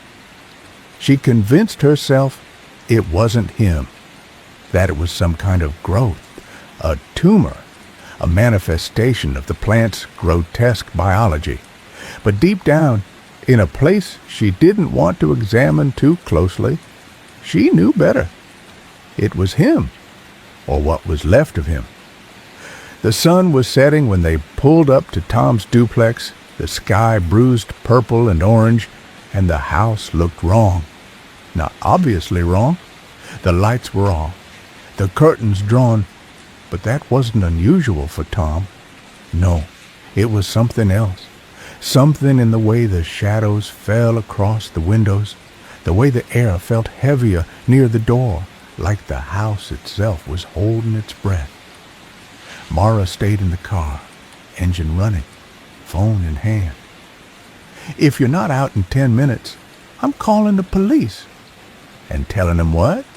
That my neighbor's been eaten by a houseplant? I'll think of something. Elara grabbed the duffel bag from the back seat. Pruning shears, a small handsaw, lighter fluid, and a kitchen knife she'd sharpened that afternoon, because it felt like the kind of thing you should do before confronting the botanical abomination. She walked to the door, knocked twice. No answer. She tried the handle. Unlocked. The smell hit her first. Wet earth and rot and something chemical like formaldehyde mixed with overripe fruit. She gagged, pulled her shirt up over her nose, and stepped inside. The living room was gone. Not destroyed. Transformed. The furniture was still there, technically, but it had been absorbed into the plant's growth, roots wrapping around the couch, the coffee table, the TV stand, pulling everything into itself like a body swallowing food. The walls were covered in vines, thick and ropey, pulsing faintly in the dim light. The ceiling sagged under the weight of branches that had punched through the drywall, spreading like cracks in glass. And in the center of the room, hanging from the largest branch, was the pod. It was bigger than before, 7 feet tall, maybe more, wrapped in layers of translucent leaves that looked almost like skin. Elara could see shapes inside, arms, legs, a head tilted to one side, and the whole thing was breathing, slow and steady, condensation beading on the surface like sweat. She walked closer, heart pounding, and pressed her hand against the pod. It was warm, and inside something moved. She jerked back, stumbling, and the pod shuddered, the leaves rippling, and she saw it then just for a second. Tom's face pressed against the membrane, eyes open, mouth moving like he was trying to speak, but couldn't remember how. "Tom," she whispered, "can you hear me?" The face disappeared, sinking back into the mass, and the pod went still. Elara pulled a handsaw from the duffel, hands shaking. She had to cut him out. She had to. The roots moved, fast, whip fast. They came off the walls, the ceiling, the floor, lashing toward her like snakes, and she swung the saw on instinct, catching one mid-strike. It severed cleanly, clear sap spraying, and the root recoiled, writhing. The rest kept coming. She backed toward the door, slashing wildly, and they were everywhere now, wrapping around her ankles, her wrists, pulling her down, and she hit the floor hard, saw skittering across the room. The roots climbed her legs, her waist, cold and strong, and she felt them probing, searching for a way in, and the pressure in her chest was back, huge and suffocating, and she saw it again. The accident, Mara's scream, the guilt that lived in her bones. Get off her! Mara was in the doorway, wheelchair abandoned, standing on legs that barely worked, holding the lighter fluid and a box of matches, and she was spraying the roots, the walls, the floor, dousing everything in chemical stink. The roots loosened. Not enough. Mara struck a match, dropped it. The room went up in flames. The roots screamed. Not with sound, there was no sound, but Ilara felt it, a vibration in her skull, in her teeth, and the roots released her all at once, retreating into the walls, into the ceiling, trying to escape the fire. She scrambled to her feet, grabbed Mara, and they ran. Behind them, the duplex burned. Fast, too fast. The flames spread like they were alive, hungry, eating through the plant and the house and everything in between. And by the time they made it to the car, the whole structure was collapsing, the pod bursting in a spray of sap and smoke. Ilara sat in the driver's seat, breathing hard, watching the fire. Mara was beside her, trembling. Did we kill it? I don't know. They waited. 10 minutes, 20. The fire department arrived, hoses and shouting and neighbors gathering on the street, and Ilara watched through the windshield as they put out the flames, as they searched the rubble, as they carried something out on a stretcher, something small and blackened and twisted. A body. Tom, or what the plant had left of him. Ilara's phone buzzed. A text from the group chat. You burned Tom. That was cruel. Another message, this time from Mrs. Alvarez's number. We were helping him. He was finally happy. And then Jamie's number. You can't burn all of us. We're too many now. Ilara looked at Mara. They know. They're all connected. They felt it. Then we keep going. We burn every single one. Mara, you can barely walk. I don't care. Her sister's voice was steel. You said we're doing this together, so let's do it. They hit 3 more houses that night. Mrs. Alvarez's place was empty. No plant, no Mrs. Alvarez. Just a note on the kitchen table in shaky handwriting. Gone to the garden. Don't follow. Jamie's apartment was locked from the inside, and when Ilara broke the window and climbed in, she found the plant. But no Jamie. Just the wheelchair tipped on its side, and a trail of dirt leading out the back door. Karen's house was the worst. The plant had grown through the walls, merging with the house itself, roots threading through the electrical wiring, the plumbing, the support beams.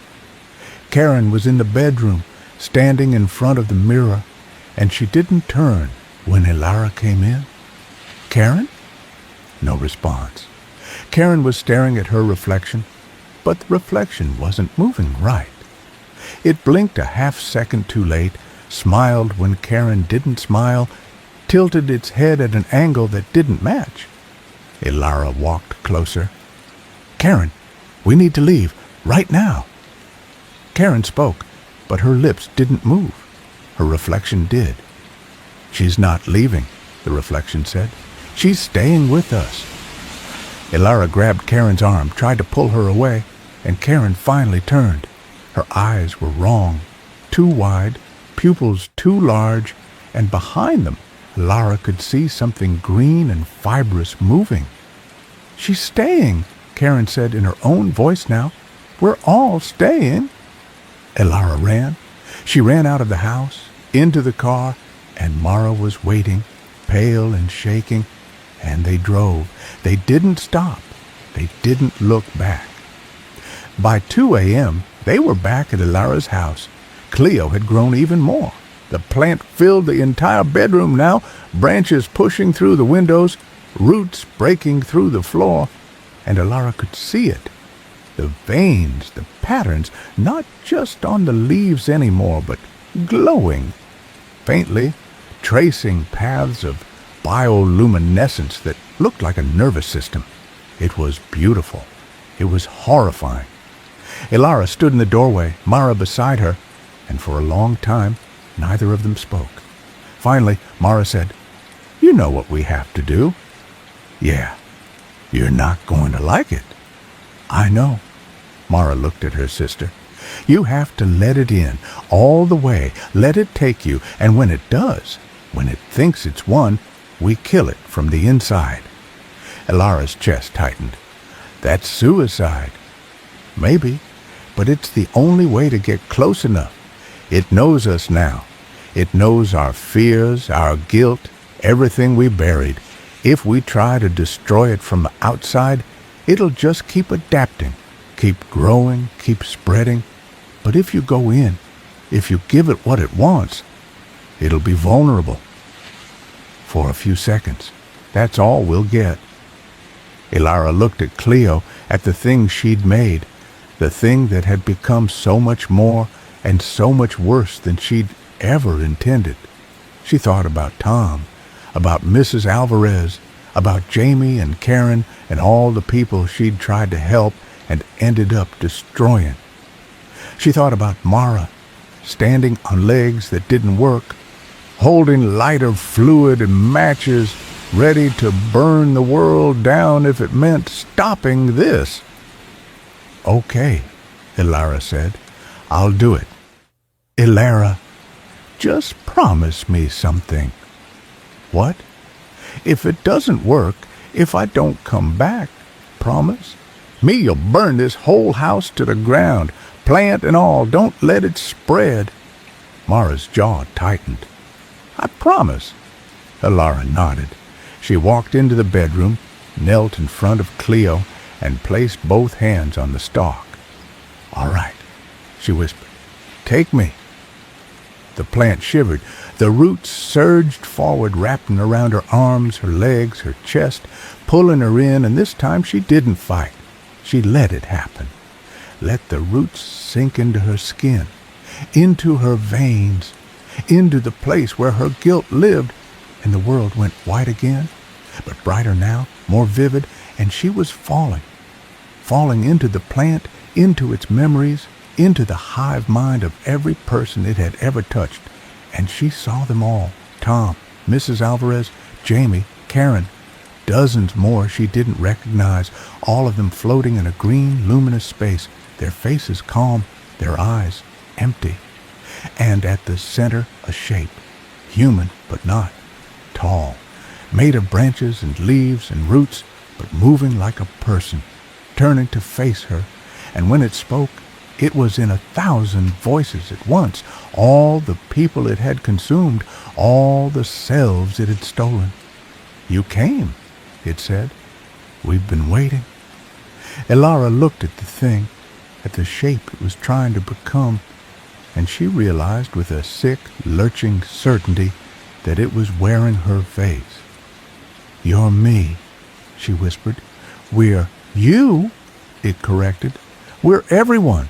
All the pain you carry, all the guilt you bury, we take it and we grow. And soon we'll be everyone. We'll replace you one by one, and no one will even notice because we'll be better, kinder, calmer. We'll be what you wish you were. You're not real. We're more real than you've ever been."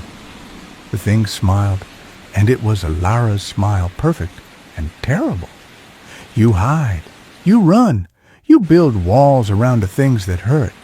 But we bloom. We grow toward the light. We're everything you could have been if you just let yourself feel." Alara clenched her fists.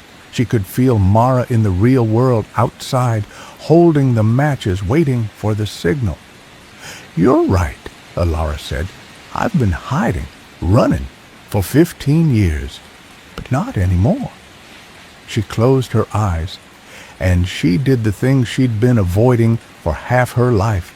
She felt it, all of it, the guilt, the shame, the grief, the love she'd buried under layers of work and silence and distance. She let it pour through her, huge and raw and devastating, and the plant, the hive mind, the thing wearing her face, shuddered, because it didn't know what to do with that. It fed on avoidance, on suppression, on the things people kept locked away. But when you opened the door willingly, when you let the flood come, it drowned. Now, Ilara whispered, in the real world, Mara struck the match. Chapter 10. The Pruning. The fire started small. Mara stood in the hallway, match trembling in her hand, watching the flame eat through the lighter fluid she'd poured across the threshold.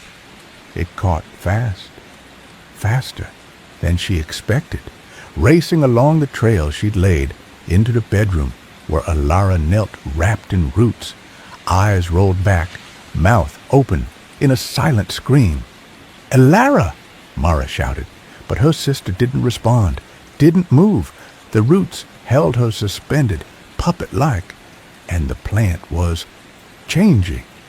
The bioluminescent veins flashing erratic and bright like something having a seizure. Mara threw the box of matches into the room. They scattered, igniting on contact, and the flame spread across the floor, up the walls, catching on the dry leaves and woody stems and the plant. The plant screamed. This time there was sound. A high, keening wail that came from everywhere and nowhere, vibrating through the walls, through Mara's bones, and she clapped her hands over her ears, but it didn't help. The sound was inside her head, inside her chest, and it wasn't just sound, it was feeling, raw and desperate, the sensation of being burned alive, of dying piece by piece. The roots released Ilara. She collapsed onto the burning floor, and Mara didn't think. She just moved. Legs screaming in protest, barely holding her weight, she stumbled into the room, grabbed her sister under the arms, and dragged her backward. The heat was immense. The smoke was thick and black and tasted like chemicals and rot. Mara's vision swam. Her legs gave out halfway to the door, and they both fell, and for a terrible moment she thought they weren't going to make it. Then Ilara's eyes opened. "Move," she croaked. They crawled, together, across the burning floor, through the hallway, out the front door, and onto the lawn where the cool night air hit them like a slap. Behind them, the house was an inferno. Flames roared through the windows, through the roof, and inside, the plant thrashed and writhed, branches cracking, roots severing, the bioluminescent veins going dark one by one. Mara lay on the grass, coughing, and looked at her sister. Did it work? Ilara didn't answer. She was staring at her hands. They were green, not stained. Green. Her veins stood out against her skin, pale and luminous, tracing paths up her forearms, her wrists, disappearing under her sleeves. She turned her hands over, flexing her fingers, and Mara saw something shift beneath the surface, something fibrous and wrong. "Ilara?" "I'm still connected," Ilara whispered. "I can feel them, all of them. The other plants, they're—" She stopped, eyes widening. "Oh, God, they're not just in the neighborhood anymore. They've spread. People have been sharing them, propagating them, posting about them online. There are hundreds, maybe thousands." Mara sat up, ignoring the pain shooting through her legs. "Can you find them? Through the connection?" "I think so. It's like a map in my head. I can see where they are, who has them, how big they've grown." She looked at Mara, and her eyes were different now, the pupils too large, ringed in pale green. But I can't hold it. The connection. It's pulling at me, trying to bring me back in. If I don't sever it soon, then we sever it. How? Mara thought for a moment, then said, the original, the one you stole from the hospital. If it's the source, if all the others are descended from it, maybe destroying it will break the network. The hospital burned down in 2009. But the plant was outside, right? In the courtyard. Maybe it's still there. Plants survive fires. You said it yourself. They adapt. Elara closed her eyes and Mara watched the green veins pulse faintly like a second heartbeat. I can feel it, Elara said. The original, it's still there. It's old. So much older than I thought. And it's... She opened her eyes and Mara saw fear there, real and sharp. It's been waiting for someone like me, someone who'd spread it. Then we go to Ohio, right now, before you lose yourself completely. Mara, I can barely walk. You can barely stand. We're going. Mara grabbed a wheelchair, pulled herself into it, and looked at her sister with the same stubborn fire their mother used to have. You said we're doing this together, so get in the car. They drove through the night, Elara at the wheel, Mara navigating.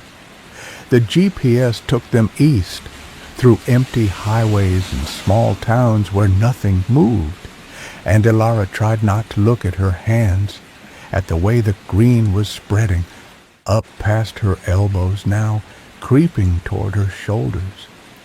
She could feel the plants calling to her, all of them, a chorus of voices that wasn't quite sound, pulling her toward something she couldn't name. Come back, they whispered. You belong with us. You're already one of us. Talk to me, Mara said. Stay here. Don't go in. I'm trying. Tell me something. Anything. What was your favorite plant before all this? Elara laughed, bitter and thin. Monstera deliciosa. Swiss cheese plant. Stupid, right? I liked it because it was impossible to kill. You could forget to water it for weeks, and it'd just keep growing, keep adapting. I thought that was beautiful. It is beautiful. Not anymore. Elara's hands tightened on the wheel. I ruined it. I ruined everything I touch.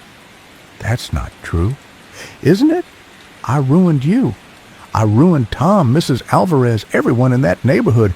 I made something that feeds on pain, and I gave it away. Like it was a gift, like I was helping. You were trying to help. Doesn't matter. Trying isn't enough. Good intentions don't... She stopped, swerving slightly. Her vision was doubling, tripling, and she could see through other eyes now. Tom's eyes, or what was left of them, staring out from the pod before the flames took him. Mrs. Alvarez standing in her garden, digging with her bare hands, searching for her husband's bones. Jamie in a field somewhere, lying in the tall grass, roots growing through their chest, blooming.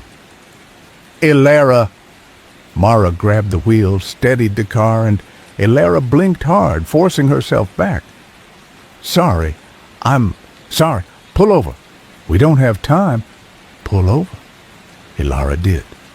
They stopped on the shoulder, hazards blinking, and sat there in the dark while Elara shook and tried to remember who she was. Mara reached over, took her sister's green-veined hand, and held it tight. You're not a plant, Mara said. You're not a monster. You're my sister. You made a mistake, a big one. But you're here now. You're trying to fix it. And that matters. You hear me? It matters. Elara nodded, throat tight. They sat there for a while. Then Mara said, You want to know the truth? About the accident? Elara looked at her. I was mad at you for years. I was so angry I couldn't see straight. But you know what the worst part was? It wasn't the wheelchair. It wasn't even the pain. It was that you left. You didn't stay. You didn't even try to stay. And I kept thinking, if she'd just stayed, if she'd just sat with me and said she was sorry and meant it, maybe I could have forgiven her. Maybe we could have figured it out together. Mara's voice cracked. But you didn't. You ran. And that hurt more than anything. I know, Elara whispered. I know. And I'm sorry. I'm so sorry, Mara. I should have stayed. I forgive you. Elara stared at her sister. What? I forgive you. Not because a plant made me feel lighter. Because I choose to. Because you're here now. Because you came back. And for the first time in 15 years, Elara felt something break loose in her chest, something heavy and old and calcified, and she started crying. Not pretty crying, ugly, gut-wrenching sobs that shook her whole body, and Mara held her hand through all of it, didn't let go, didn't pull away. When Elara finally stopped, the green veins on her arms had faded, just a little, just enough. Okay, she said, wiping her eyes. Let's go kill a plant. They reached St. Jerome's Psychiatric Institute just before dawn. The hospital was a shell. Blackened walls, collapsed roof, windows like empty eye sockets. The fire had gutted it, left it hollow, and over the years, nature had crept back in, ivy climbing the walls, trees growing through the foundation, weeds swallowing the parking lot. And in the courtyard, untouched by flame or time, was the plant. It was massive, easily 30 feet tall, the trunk thick as a car, branches spreading wide and twisted like arthritic fingers. The leaves were the size of bed sheets, dark and waxy, and the vein patterns, God, the vein patterns, were intricate beyond anything Elara had ever seen, like someone had carved an entire circulatory system into every surface. It was beautiful. It was ancient. It was alive in a way that made Elara's skin crawl, because she could feel it now, the weight of its attention, the way it turned toward her like a face-tracking movement. That's it, she said. Mara stared. How do we kill it? I don't know. Fire didn't stop the others. Cutting didn't work. It's had 70 years to adapt, to learn. It's not going to just let us destroy it. Then what do we do? Elara walked closer, and the plant's leaves rustled, though there was no wind. She could feel it in her head now, a presence vast and cold and patient, and when it spoke, and it did speak, not in words, but in feelings, in images, it said, "You came back." "I'm here to end this," Elara said aloud. "You can't. We're part of you now, part of everyone we've touched. You spread us. You wanted us to grow. I made a mistake." "No, you made us perfect. We're what humanity needs. No more pain, no more guilt, just peace, just growth, just us." Elara looked at the plant, at the thing she'd unleashed, and she understood now what it had always been. Not evil, not malicious, just hungry. An organism that had learned to survive by feeding on the one thing humans had in endless supply: suffering. And in a world full of people desperate for relief, it would never stop growing. "You're right," Elara said. "I can't destroy you." Mara's voice sharp. "Elara, what are you? But I can give you something better." She walked to the base of the plant, knelt down, and pressed both hands against the trunk. The connection opened like a floodgate. She felt it all, every plant, every person they'd touched, the whole vast network pulsing and alive, and she poured herself into it. Not her guilt, not her fear, herself, her memories, Her love for Mara, her grief for her mother, her pride in her work, her shame, her hope, her anger, her joy, all of it unfiltered and raw and human. The plant recoiled because it didn't know what to do with that. It had learned to feed on suppression, on avoidance, on the things people buried, but when you gave it everything, the whole messy, contradictory, impossible weight of being human, it choked. Elara felt it stagger, the network destabilizing, and she pushed harder, giving it more, until the plant was drowning in humanity, in the parts of her it couldn't digest, couldn't absorb, couldn't use. And then, deep in the hive mind, something broke. The plant began to wither. Leaves turned brown. Branches cracked. The bioluminescent veins flickered and went dark. And across the country, across the world, every cutting, every plant descended from this one began to die. Tom's pod split open, releasing nothing but ash. Mrs. Alvarez woke in her garden, dirt under her nails, no memory of how she got there. Jamie opened their eyes in a hospital bed, confused and exhausted, but themselves again. Karen looked in the mirror and saw only her own reflection. And in the courtyard of St. Jerome's, the original plant collapsed inward, roots withering, trunk splitting, until it was nothing but a husk, a shadow of what it had been. Elara pulled her hands away. The green veins on her arms were gone. She looked at Mara, and Mara was crying, and they held each other while the sun came up over the ruins. And for the first time in 15 years, Elara felt like maybe, just maybe, she could forgive herself. Chapter 11. The Root of It. They buried the remains of the plant in the courtyard. It took all morning. The husk was brittle, crumbling to dust in places, but some parts were still dense, heavy, and Elara insisted on doing it properly. She dug the hole herself, 6 feet deep, wide enough to contain everything, while Mara watched from her wheelchair, wrapped in a blanket someone had given them when they'd stopped for coffee in the last town. A police cruiser had rolled by around 8 a.m., the officer slowing to look at the 2 women and the abandoned hospital, but Elara waved and smiled and said they were just urban explorers, and the cop shrugged and drove on. People didn't care much about old ruins, especially ones that had already burned once.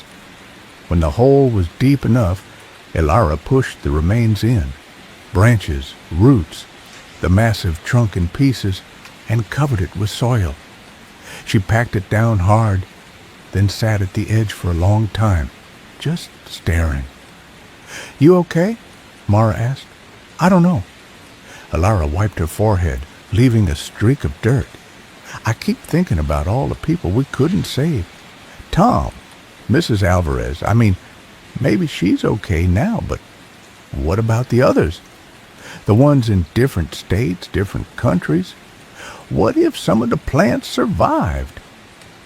Then we'd deal with them, one at a time if we have to. That could take years. Good thing I'm not going anywhere." Mara wheeled closer. "Besides, you owe me at least a few years of not running away." Elara looked at her sister and felt something she hadn't felt in a long time. Gratitude. Not the performative kind, the kind you say because you're supposed to, but real gratitude, the kind that lives in your chest and makes it hard to breathe because you realize how close you came to losing this person forever. "Thank you," Elara said, "for coming with me, for not giving up on me, for everything." Mara reached over, squeezed her hand. "That's what sisters do." They sat there for a while longer, watching the morning light filter through the trees that had grown wild around the hospital skeleton. Somewhere in the distance, a bird called out, a cardinal maybe, or a jay, and the sound was so normal, so mundane, that Elara almost laughed. The world was still here, still turning, still growing, just not in the way she'd tried to force it to. They drove back to Millbrook slowly, taking the scenic route, stopping at diners and rest stops and little towns that looked like they'd been frozen in time. Mara wanted to see everything, she said.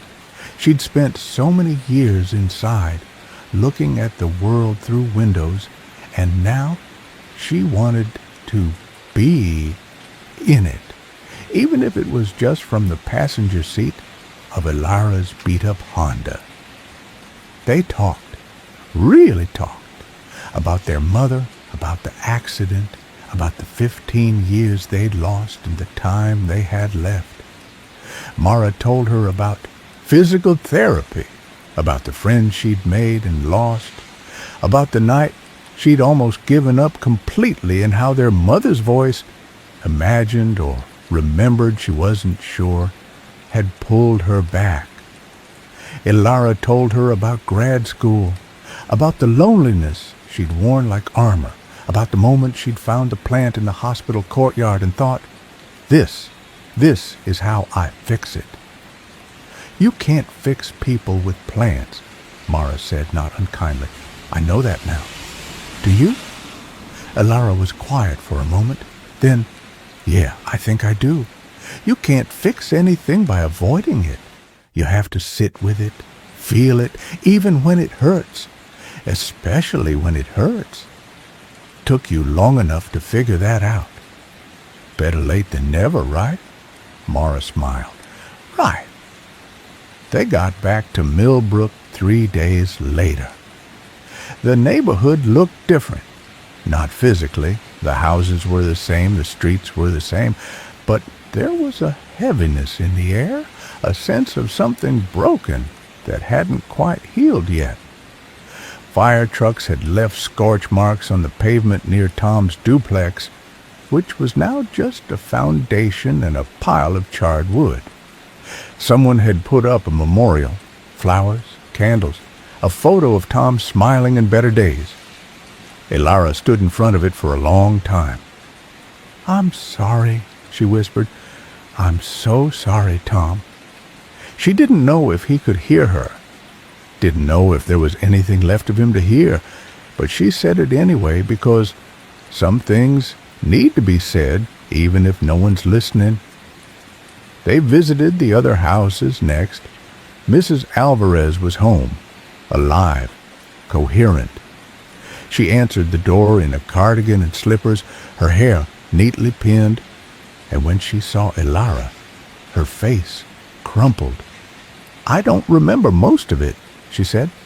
Just pieces, dreams maybe, Eduardo's voice, and then waking up in the garden and the plant was gone and I felt...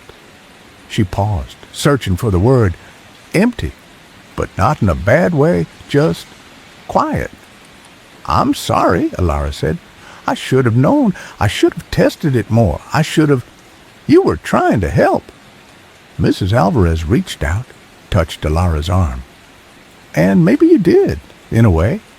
I haven't felt that light in years, even if it wasn't real. It wasn't worth what it cost. Maybe not. But it's over now, isn't it? Yeah, it's over. Mrs. Alvarez nodded, squeezed her arm once, and closed the door gently. Jamie was in the hospital. Mara had found out through a friend of a friend who worked in admin.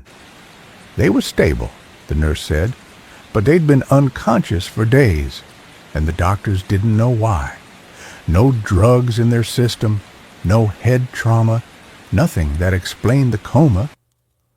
Elara sat beside their bed, holding their hand, pale and thin, IV taped to the back of it, and told them the whole story about the plants, about the hospital, about how she'd destroyed the source, and how it should have broken the connection. But maybe there were lingering effects. Maybe some part of the network was still holding on. "I'm sorry," she said. "I'm so sorry, Jamie. You just wanted to focus. You just wanted some help. And I gave you a monster instead." Jamie's eyes moved under their eyelids, rapid and frantic, but they didn't wake. Elara stayed until visiting hours ended, and then she left her number with the nurse and asked her to call if anything changed. "Anything?" she said. "Good or bad? I need to know." Karen was at work when Elara found her, pulling a double shift at the hospital. Ironically, the same hospital where Jamie was a patient. She looked tired but whole, no green in her veins, no emptiness in her eyes. "I heard about Tom," Karen said.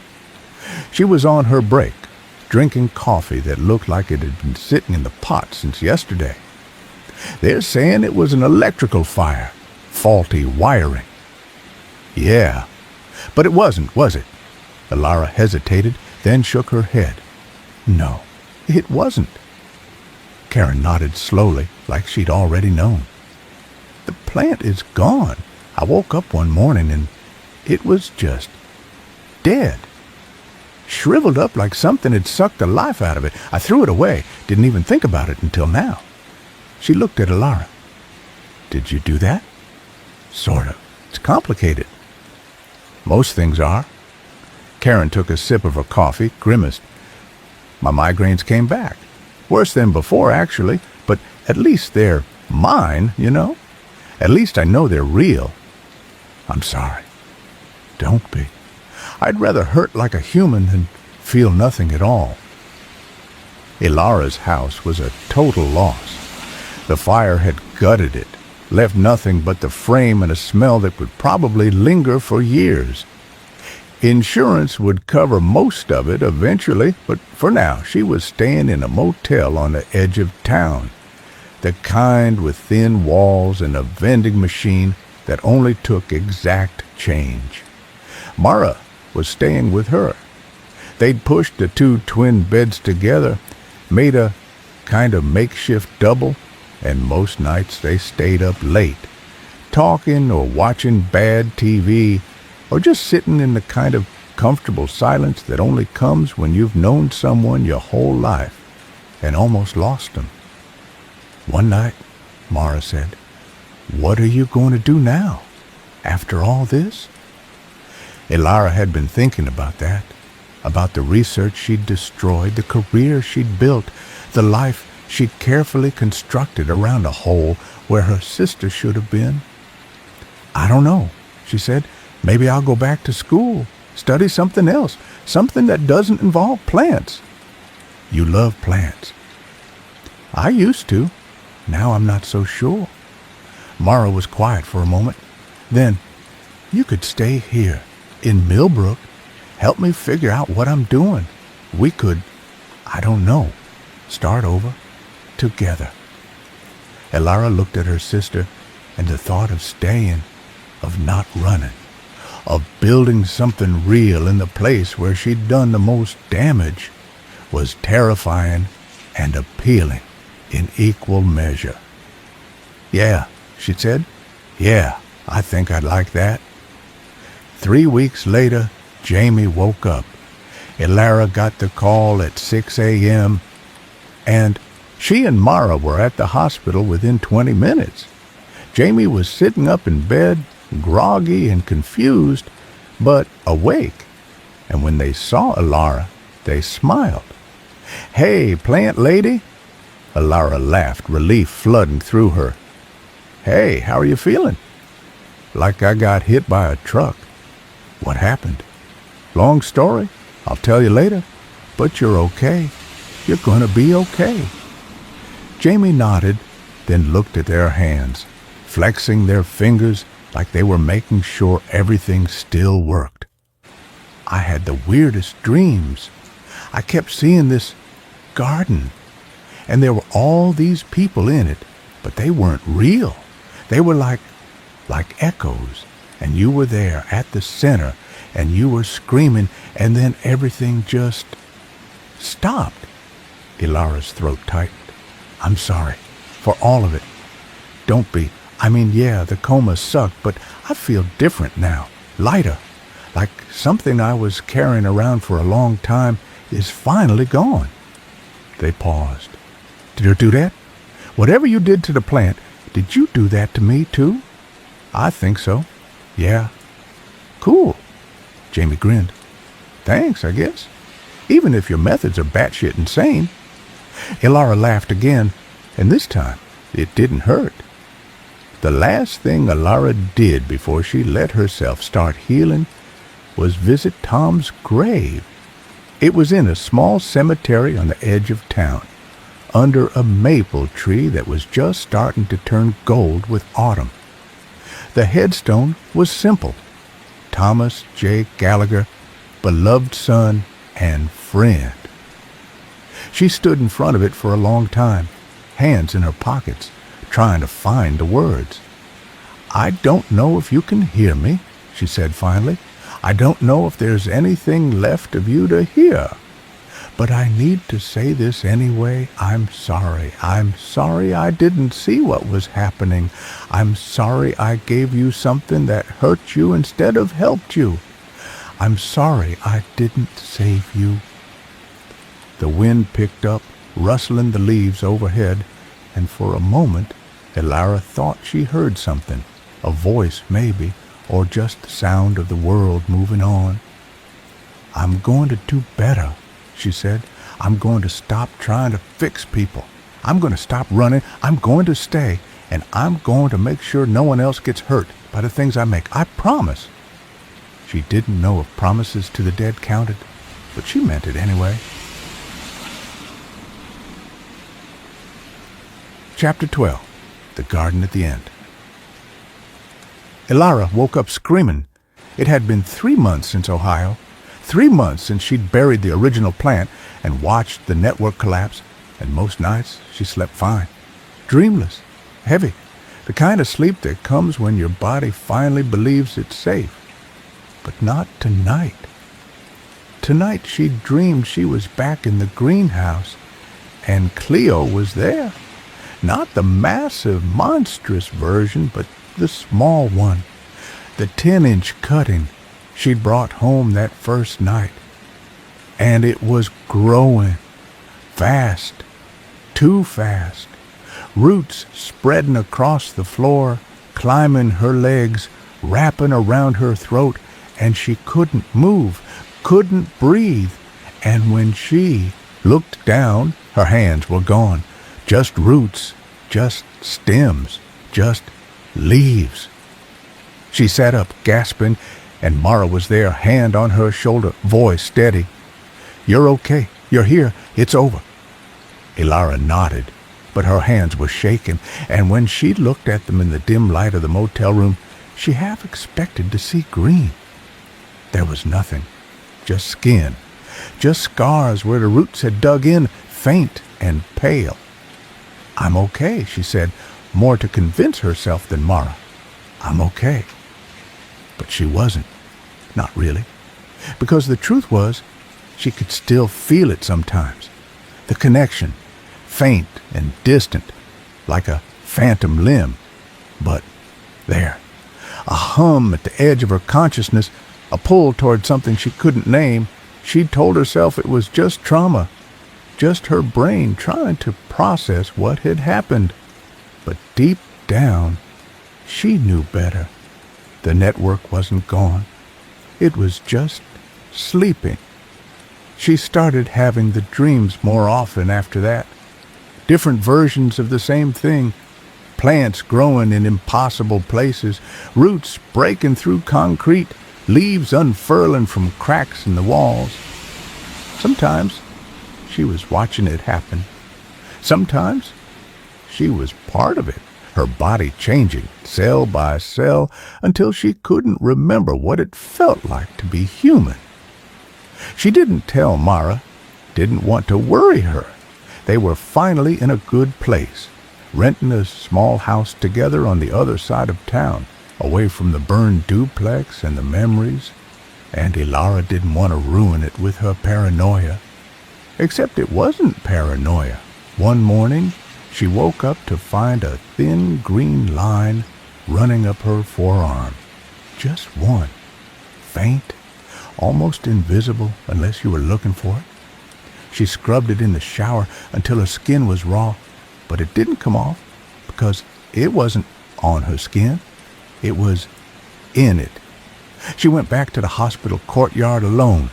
It was winter now, the ground frozen and hard, and the hole where she'd buried the plant was covered in snow. She brought a shovel, dug down 6 feet, and found nothing. The remains were gone, not decayed, not scattered. Gone, like something had reached down and pulled them back out, or like they'd never been there at all. Ilara sat at the edge of the hole, breath misting in the cold air, and laughed.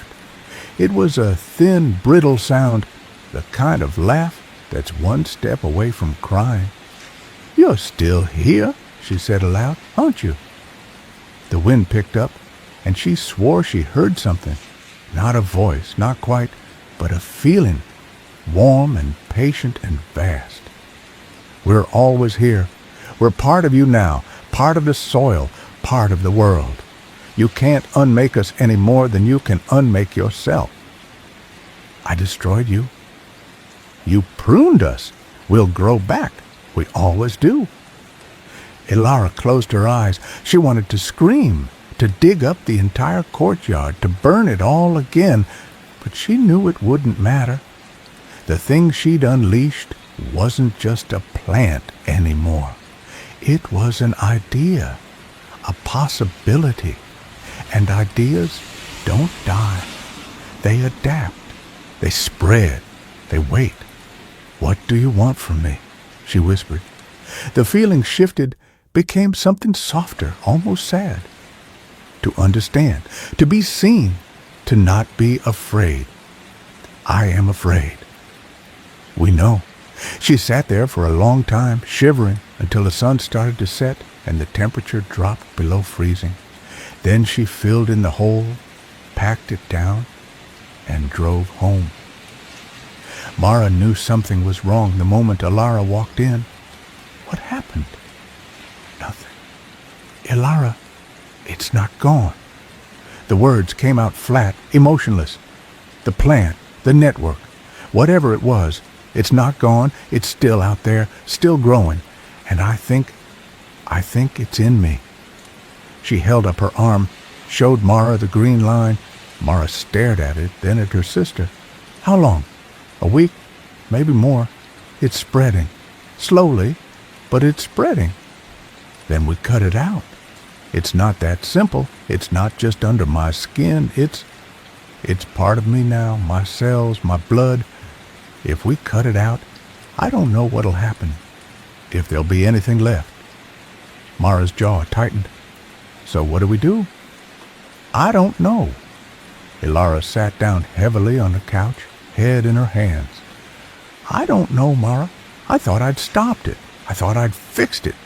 But I didn't. I just slowed it down." Mara sat beside her, took her hand. "Then we figure it out. Together, like we always do. What if I can't stop it? What if I turn into one of them? Then I'll be here. I'll remind you who you are every day if I have to." Ilara looked at her sister, and for the first time since the dream started, she felt something other than fear. Hope. Small and fragile, but real. "Okay," she said. "Okay." They spent the next few months researching. Ilara reached out to Dr. Petrov, told him everything. Well, most of it.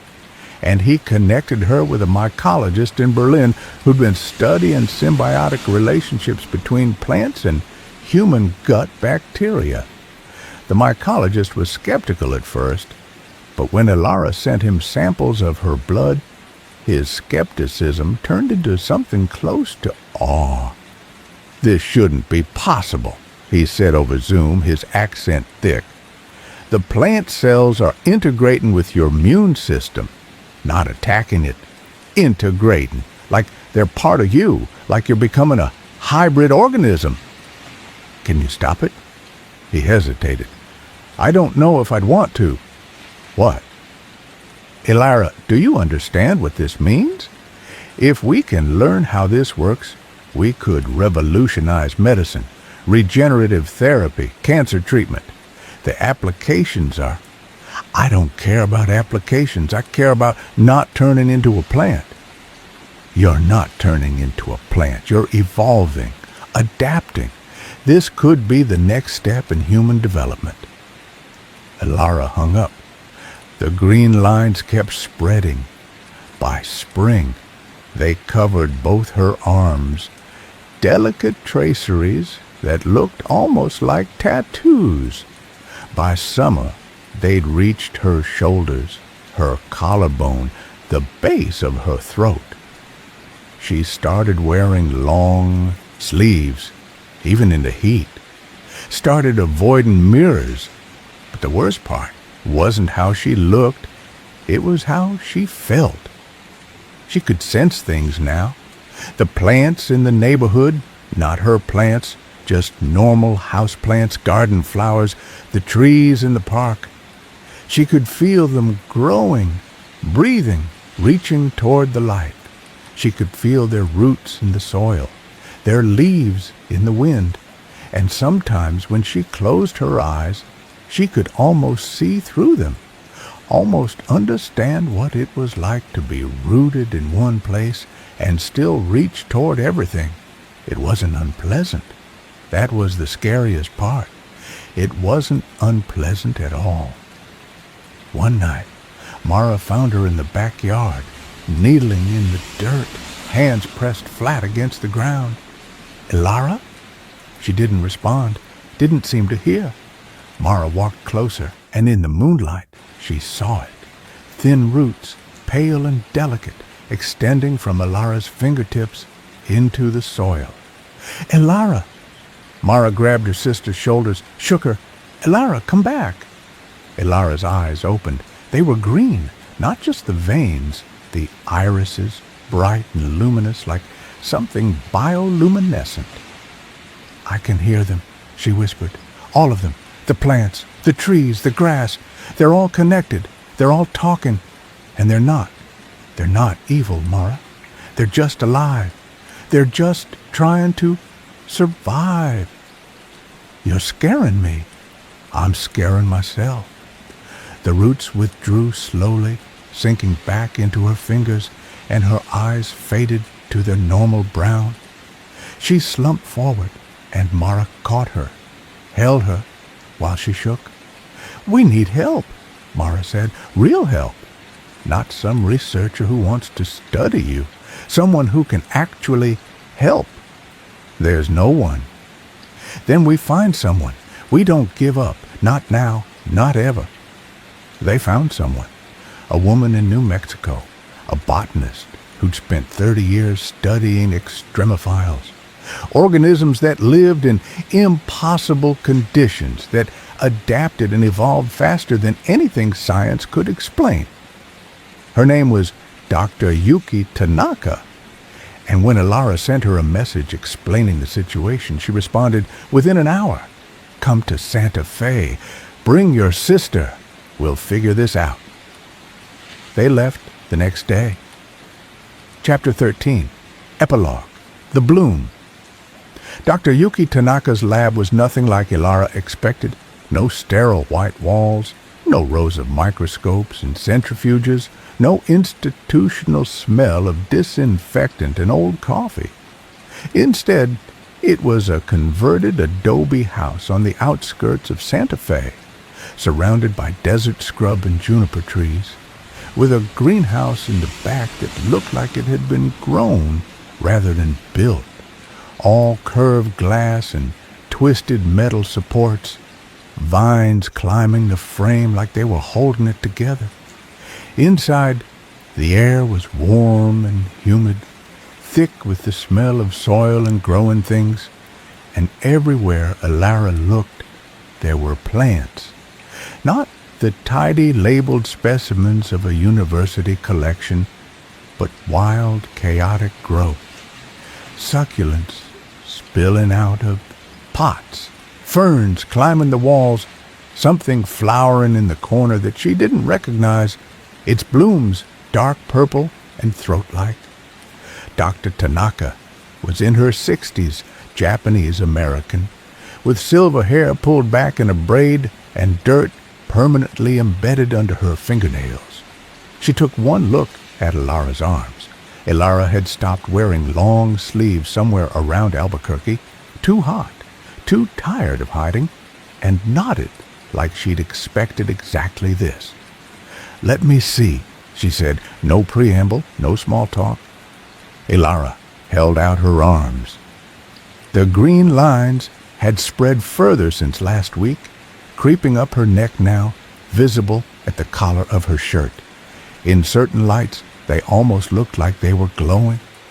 Dr. Tanaka took Elara's wrist, turned it over gently, and traced one of the lines with her finger.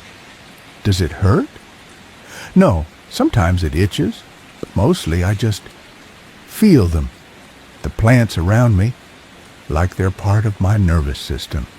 "Symbiosis," Dr. Tanaka said, more to herself than to Elara. "Chloroplasts integrating with human cells. I've theorized about this for years, but I never thought I'd see it. How long since exposure?" 6 months, maybe 7. "And you tried to destroy the source organism?" "I did destroy it, or I thought I did, but it came back, or it never really left. I don't know anymore." Dr. Tanaka released her wrist, gestured for them to sit. There were no chairs, just cushions on the floor, and Mara helped herself into one while Elara sat cross-legged, trying not to think about how her fingers kept wanting to dig into the soil beneath the thin rug. "Here's what I think is happening," Dr. Tanaka said. "Your plant, Emotus respiratum. It's not a parasite. It's a symbiont. It evolved in an environment saturated with human suffering, and it learned to process that suffering as fuel. But it also learned something else: cooperation, integration. It doesn't want to replace you. It wants to merge with you to create something new." "I don't want to be something new," Elara said. "I want to be human." "You are human. You're just also something else now." Dr. Tanaka leaned forward, her eyes bright with the kind of intensity Elara recognized from her own grad school days. The look of someone on the edge of a breakthrough. Think about it. Humans and plants already have a symbiotic relationship. We breathe out carbon dioxide. They breathe out oxygen. We evolved together. We need each other. What if this is just the next step? What if your plant is offering us a way to reconnect with the biological systems we've spent centuries trying to dominate? "That sounds like eco-fascist bullshit," Mara said flatly. Dr. Tanaka laughed. "Fair, but hear me out. Elara, you said you can feel the plants around you, right?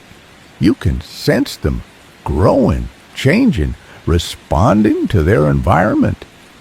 "Yeah. That's not the plant controlling you. That's you developing a new sense, like echolocation or magnetoreception. You're expanding your perception. And yes, it's scary, and yes, it's changing you, but that doesn't mean it's destroying you." "It destroyed Tom," Elara said, her voice hard. "It destroyed Mrs. Alvarez, Jamie. Everyone it touched.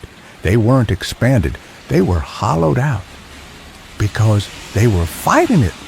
Because it was taken without giving. But you're different. You went in willingly. You gave it everything. Your pain, your guilt, your humanity. And instead of consuming you, it integrated with you. You're not its victim. You're its partner." Elara wanted to argue, wanted to reject the whole idea, but she couldn't, because part of her, a part that was growing larger every day, knew Dr. Tanaka was right. She didn't feel hollow. She felt more aware, more connected, more alive in ways she didn't have words for yet. And that terrified her more than anything. They stayed in Santa Fe for 3 weeks. Dr. Tanaka ran tests, drew blood, took samples of the green tissue under Ilara's skin, and muttered to herself in a mix of English and Japanese while she worked. Mara explored the city, came back with stories about art galleries and street food, and a woman she'd met at a coffee shop who used a wheelchair too, and had invited her to an adaptive hiking group. Ilara spent most of her time in the greenhouse. She'd sit on the floor, surrounded by plants, and just breathe. Let herself feel the connections forming, the roots in the soil, the leaves in the air, the slow, patient rhythm of photosynthesis. It was peaceful in a way she'd never experienced before. No guilt, no anxiety, just growth. One afternoon, Dr. Tanaka found her there, eyes closed, hands resting on the dirt. "You're smiling," Dr. Tanaka said. Ilara opened her eyes. "Am I?" "Yeah, first time I've seen you do that. It's nice, being here, feeling this. I didn't think it would be, but it is." Dr. Tanaka sat down next to her, not quite touching. "You're afraid you're losing yourself." "Aren't I?" "I don't think so. I think you're just finding a different version of yourself, one that's been there all along, buried under guilt and fear and the belief that you had to be separate from the world to survive in it." She paused. "The plant didn't make you this way, Ilara. It just gave you permission to feel it. And if I keep changing, if I turn into something that isn't human anymore, then you'll still be you, just in a different shape." Dr. Tanaka smiled. "Besides, human is a pretty flexible concept. We're all just a collection of symbiotic organisms pretending to be individuals. You've just got one more symbiont than the rest of us." Ilara laughed, surprised. "That's either really comforting or really disturbing. Can't it be both?" On their last day in Santa Fe, Dr. Tanaka gave Ilara a choice. "I can try to stop it," she said. They were in the lab, late afternoon light filtering through the windows. "I've been working on a gene therapy approach that might halt the integration. It's experimental, and there's no guarantee it'll work, but if you want to stay human, fully human, I can try." Ilara looked at her hands. The green lines had spread to her palms now, delicate fractals that looked like leaf veins or river deltas or the branching pathways of neurons. She flexed her fingers, felt the connection to the plants around her pulse gently, a second heartbeat. "What's the other option?" she asked. "You let it happen. You integrate fully, become something new. I'll monitor you, document the process, and if at any point you change your mind, if it becomes too much, we revisit the gene therapy. But you'd be the first human-plant hybrid, ever, and we'd have a chance to understand what that means." "You mean I'd be your research subject?" "Yes, but you'd also be a pioneer. And maybe you'd find a way to use this, to help people the way you always wanted to, but without the cost." Ilara thought about Tom, about the pod hanging in his living room. She thought about Mrs. Alvarez digging in the cemetery, about Jamie in a coma, about Karen staring at her reflection that wasn't quite hers. She thought about the hospital courtyard, the original plant patient, and hungry and ancient, waiting for someone to understand it. And she thought about Mara, her sister, who'd forgiven her, who'd stayed with her, who'd driven through the night to save her life. I need to talk to Mara first, Elara said. They sat in the rental car, engine off, windows down, the desert heat making the air shimmer. What do you want to do? Mara asked. I don't know. Part of me wants to stop it, go back to being normal, but another part... Elara stopped, trying to find the words. Another part of me thinks maybe this is who I was always supposed to be, someone who's connected, who doesn't have to carry everything alone. And you think the plant gives you that? I think it's showing me how. Yeah. Mara was quiet for a long time. Then she said, Do you remember when we were kids and Mom used to take us hiking? And you'd always stop to look at every plant, every flower, and you'd tell me their names, their families, how they grew? Yeah. You were so happy then, like you'd found your people, except they were plants. She smiled.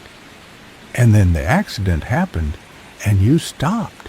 You stopped looking at plants like they were friends and started looking at them like they were problems to solve, like if you could just understand them perfectly, control them perfectly, you could control everything else too. Elara's throat tightened. I'm sorry. I'm not telling you this to make you feel guilty. I'm telling you because I think maybe the plant is giving you back what you lost. That connection, that joy. And if that's what's happening, if you're becoming someone who can feel that again, then maybe it's not the worst thing in the world. Even if I'm not entirely human anymore, you're still my sister. That's all that matters to me. Elara reached over, took Mara's hand. What if I can't come back? What if I go too far and I can't find my way out? Then I'll come get you. I'll always come get you. Elara chose integration. Dr. Tanaka monitored her for the next 6 months, documenting the changes, and they were gradual but undeniable. The green line spread across her entire body, settling into patterns that looked almost intentional. Fractals, spirals, the kind of geometry you see in nautilus shells and sunflower centers. Her eyes stayed green, but not all the time, just when she was connected, when she was feeling the plants around her. She started a garden, not in Santa Fe. She and Mara moved back to Millbrook eventually, rented a house with a big backyard, and she filled it with plants. Not Emotus respiratum. Never again. But everything else, tomatoes, peppers, sunflowers, wildflowers, herbs, things that grew and bloomed and died and grew again, and she tended them with a patience she'd never had before. People noticed. Of course they noticed. The green in her skin was impossible to hide completely, and rumors spread. The plant lady had done something weird to herself. She was part plant now, stay away from her gardens. But some people were curious. Some people asked questions. And Elara slowly, carefully started teaching. She taught kids about photosynthesis, about root systems, about the way plants communicate through their roots, sending chemical signals, sharing nutrients, helping each other survive. She taught adults about sustainable gardening, about soil health, about the way humans and plants need each other. And sometimes, when she was alone in the garden, hands in the dirt, she'd close her eyes and feel it, the network. Not Emotus respiratum, not anymore, but something older, bigger, the mycorrhizal web that connected every plant on Earth. A slow, patient conversation happening just beneath the surface. She wasn't part of it. Not really. She was just listening. But that was enough. 6 months after they returned to Millbrook, there was a knock on the door. Elara answered it, and standing on the porch was a woman she didn't recognize, mid-30s, nervous, holding a small pot with a cutting in it. "Are you Elara Voss?" the woman asked. "Yeah. Can I help you?" The woman held out the pot. "I found this in my sister's house. She died 3 months ago, overdose, and I was cleaning out her apartment, and I found this plant, and there was a note with it that said it was from you. And I wanted to know, what is it?" Elara's blood went cold. She took the pot, looked at the cutting. It wasn't Emotus respiratum. It was close. Same leaf shape, same growth pattern, but the vein patterns were different. Simpler, less aggressive. A mutation, maybe. Or an adaptation. "I didn't give this to your sister," Elara said carefully. "But it's related to a plant I made. A hybrid. I destroyed it 6 months ago." "Then why is this one still alive?" Elara didn't have an answer for that. The woman's face crumpled. "Is it dangerous? Did it hurt her?" "I don't know. Maybe. Probably. I'm sorry. I'm so sorry." The woman took the pot back, held it close. She was struggling for years. Depression, addiction, the whole thing. And for a while, after she got this plant, she seemed better, lighter. But then she stopped, took a shaky breath. Then she wasn't. And I don't know if it was the plant or just her, but I needed to know. "It was both," Elara said quietly. "The plant feeds on pain, on the things we bury, and for a little while it helps. But eventually it takes too much, and there's nothing left." The woman nodded, tears streaming down her face. Then she set the pot on the porch, turned, and walked away. Elara watched her go, then looked at the cutting. It was growing, slowly, but growing. She picked it up, carried it to the backyard, and buried it, deep, 6 feet down, just like she'd done with the original. And this time she stayed there, hands on the soil, feeling the roots settle, and she whispered to it, not a threat, not a command, just a request. "Sleep, please, just sleep." The plant shivered once, then went still. Elara stayed there until the sun set, until Mara came out and sat beside her, and together they watched the stars come out over the garden, over the neighborhood, over the world that was still turning, still growing, still learning how to survive. Chapter Epilogue. The Bloom. 6 years later. The congressional hearing room was sterile and cold, all polished wood and fluorescent lights. And Mara sat at the witness table with her hands folded, trying not to look as nervous as she felt. The committee members stared at her from their elevated seats. Senators and representatives, aides whispering in their ears, cameras recording everything, and the chairwoman, a severe-looking woman from Massachusetts, leaned into her microphone.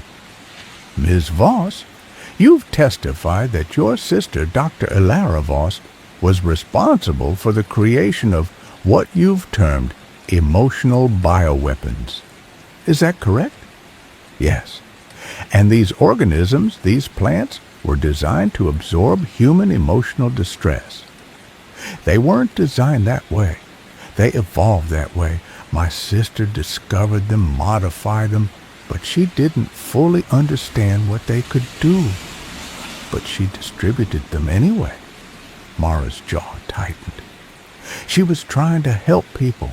She made a mistake, a big one, but she stopped it. She destroyed the source organism and broke the network. Yet reports continue to surface of similar plants appearing in households across the country. Just last month, there was an incident in Portland involving a plant that... Those are mutations, offshoots. My sister has been working with federal agencies to track and contain them. She's done everything she can to fix what she broke. The chairwoman looked skeptical. Ms. Voss, where is your sister now? Mara hesitated. I don't know. You don't know. She left 6 months ago. She said she needed to find the rest of them, the plants that survived, and she didn't want me to come with her. Why not? Mara's voice was steady, but her hands shook slightly. Because she's not entirely human anymore, and she didn't want me to see what she might become. The room went silent. The chairwoman leaned back, exchanged glances with the other committee members. Thank you, Ms. Voss. That will be all. Mara left the Capitol building and sat on a bench outside in the cold D.C. wind and pulled out her phone. There was a text from an unknown number sent 3 hours ago. I'm okay. Still me, mostly. Found 12 more in Oregon. Destroyed 'em. Heading to California next. I love you. I'll come home when it's done. E. Mara smiled, even though her eyes were stinging. She texted back, Stay safe. I'll be here. She didn't know if Elara would ever really come home. Didn't know if the person who came back would be the same sister she'd grown up with, or something new, something green and impossible. But she knew one thing. She'd wait, because that's what sisters do. Elara stood in a field somewhere outside Sacramento, surrounded by wildflowers and tall grass, and she wasn't alone. There were others now, not many, maybe a dozen scattered across the country. People who'd been exposed to Emotus respiratum or its mutations. People who'd integrated instead of fighting. People who were learning to live as something between human and plant. They didn't have a name for themselves yet, didn't have a plan. They just existed, feeling the world in ways no one else could, connected to the soil and the roots and the slow, patient growth of things. Elara knelt in the grass, pressed her hands to the earth, and felt it. The vast, ancient network beneath her, older than humanity, older than anything she could name. And she let herself sink into it just for a moment. She wasn't lost. She was still herself. But she was also part of something larger now, something that didn't have edges or boundaries, something that simply was. She opened her eyes, looked at her hands, green now, almost entirely green, but still hers. And she thought about Mara, about the garden they'd planted together, about the promise she'd made to come home, and she would, someday, when the work was done. But for now there were plants to find, people to warn, a world to protect from the things she'd unleashed.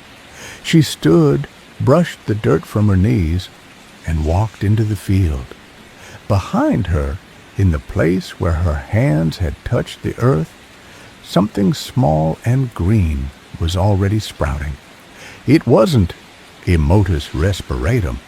It was something new, something kinder, and maybe, just maybe, something the world needed. After all, hey, it's me again, the Midnight Narrator. You made it through, all 20,000 words or so.